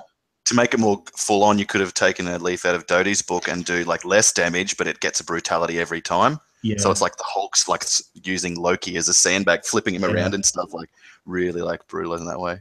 But I think overall, like having us not being able to crit it is just easier. Yeah, it is. For maintaining it as a boss-wise thing. There are creatures in D&D anyway that are immune to critical hits, I think, right? So I don't think anymore. I think they used to be like. are they not anymore? They used to be. I feel like constructs used to be immune to critical hits, but I don't think in 5th edition anything is. Maybe not. Yeah. Yeah, that was fucking spooky. I am terrified of that thing. It scares the shit out of me. It's like really gross. Well, you can reintroduce the immunity Horrifying. to critical hits for your creatures, you know. For sure. I imagined him like a bald Dolph Lundgren, like circa 1983. Definitely. What was it you said to me, Lloyd? It's like those things from I Am Legend. Yes. Yeah. That's where I got the panting from. And there's a scene where like he like sees them in the dark room and they're all just like standing in the corner, just like just think like so fucking freaky. It's like so not human. And even just like the idea of it like standing in the corner for 4 hours, just like panting and like not moving is like fucking weird, gross. Yeah, the whole start of it was like very unsettling. Yeah.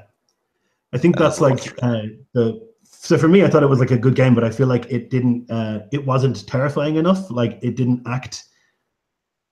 And that's like because of the way that mechanics work in these kind of games that like it can't just like tear you in half. So like I felt like when people started shooting at it and stuff, I had to like obey rules and like it just would be immune to that shit, you know. It would just like have wrecked you, but I also thought would be like really unsatisfying for you guys as players to like it just like runs up and tears your head off, you know.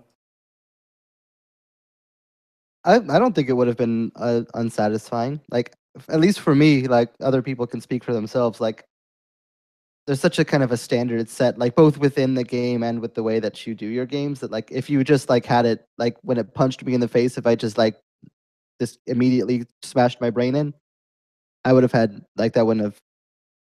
It would have Right. made it cooler for me personally, Yeah, at yeah. least. Like, if, It's always if kind you of just a had it, just rip us to Yeah, shreds, and that makes not sense give with two shits continuity about too. it. yeah. Like if Well, you see it punch through armor, then you would think it would be able to punch through a human's bone. exactly.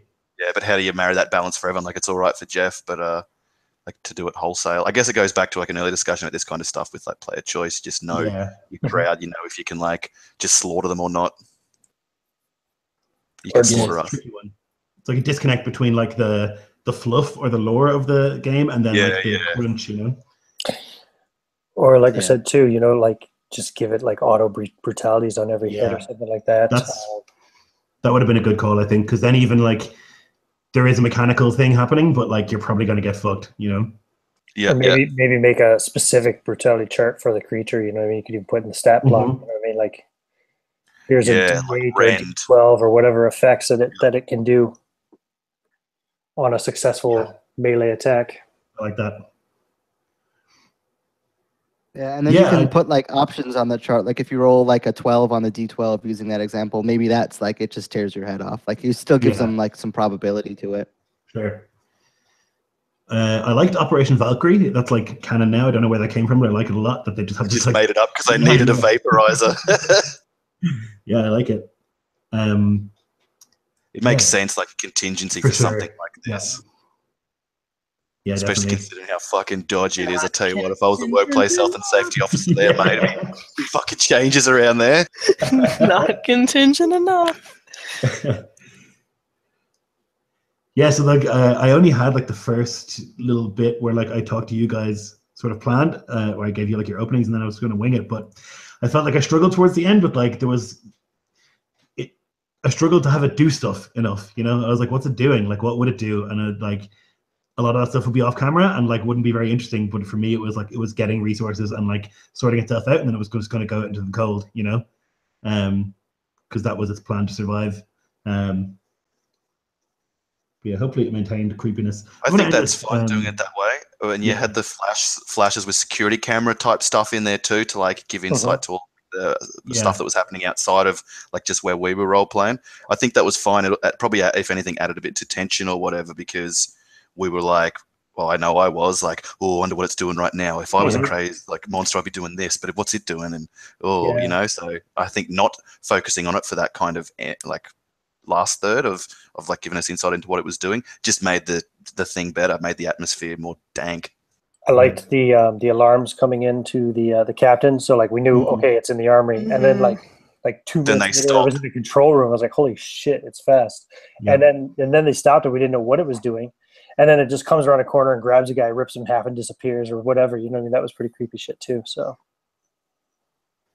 Yeah, it's a spooky thing. I'd like to use it again, although they're all dead now, except for that one well, they're all dead in this particular. facility. Yeah, That's maybe all the you need. boy. What about if the Hey, bomb if like that thing's if that You go. thing's really as receptive and intelligent and capable as it was described, perhaps it's very well possible. At least I'd like to believe in how terrified I am of it that it knows how to like rebuild the experiments. Oh god. And I'm sure Yeah, there's yeah. documentation of all of the doctor's work and stuff as well. So You heard her talking to herself. There's She no talks reason- to herself a lot. there's Yeah. no reason why somebody else couldn't pick up the experiment somewhere else. Like trying to recreate and then improve upon her work, you know? Yeah. Yeah, what about it like the Astra and the nuclear bomb or whatever the equivalent was, like just sends this massive I don't know, wave or whatever that got augmented by what the Mansa was doing, and it drained all the life of all like Jeff and all those soldiers that were with him and like made the shield stronger and he's dying and protected the mad scientist. And then maybe like the child comes back and like digs her up. It's like, I will rebuild you bigger and better than before, mother. Her dream. God. Horror. But it would be so cool. Yeah. That's terrifying. All right, I'm going to end this broadcast. I keep doing this now. I finish the game and I don't end the broadcast. Shoot shit for a while. Thanks if you watched.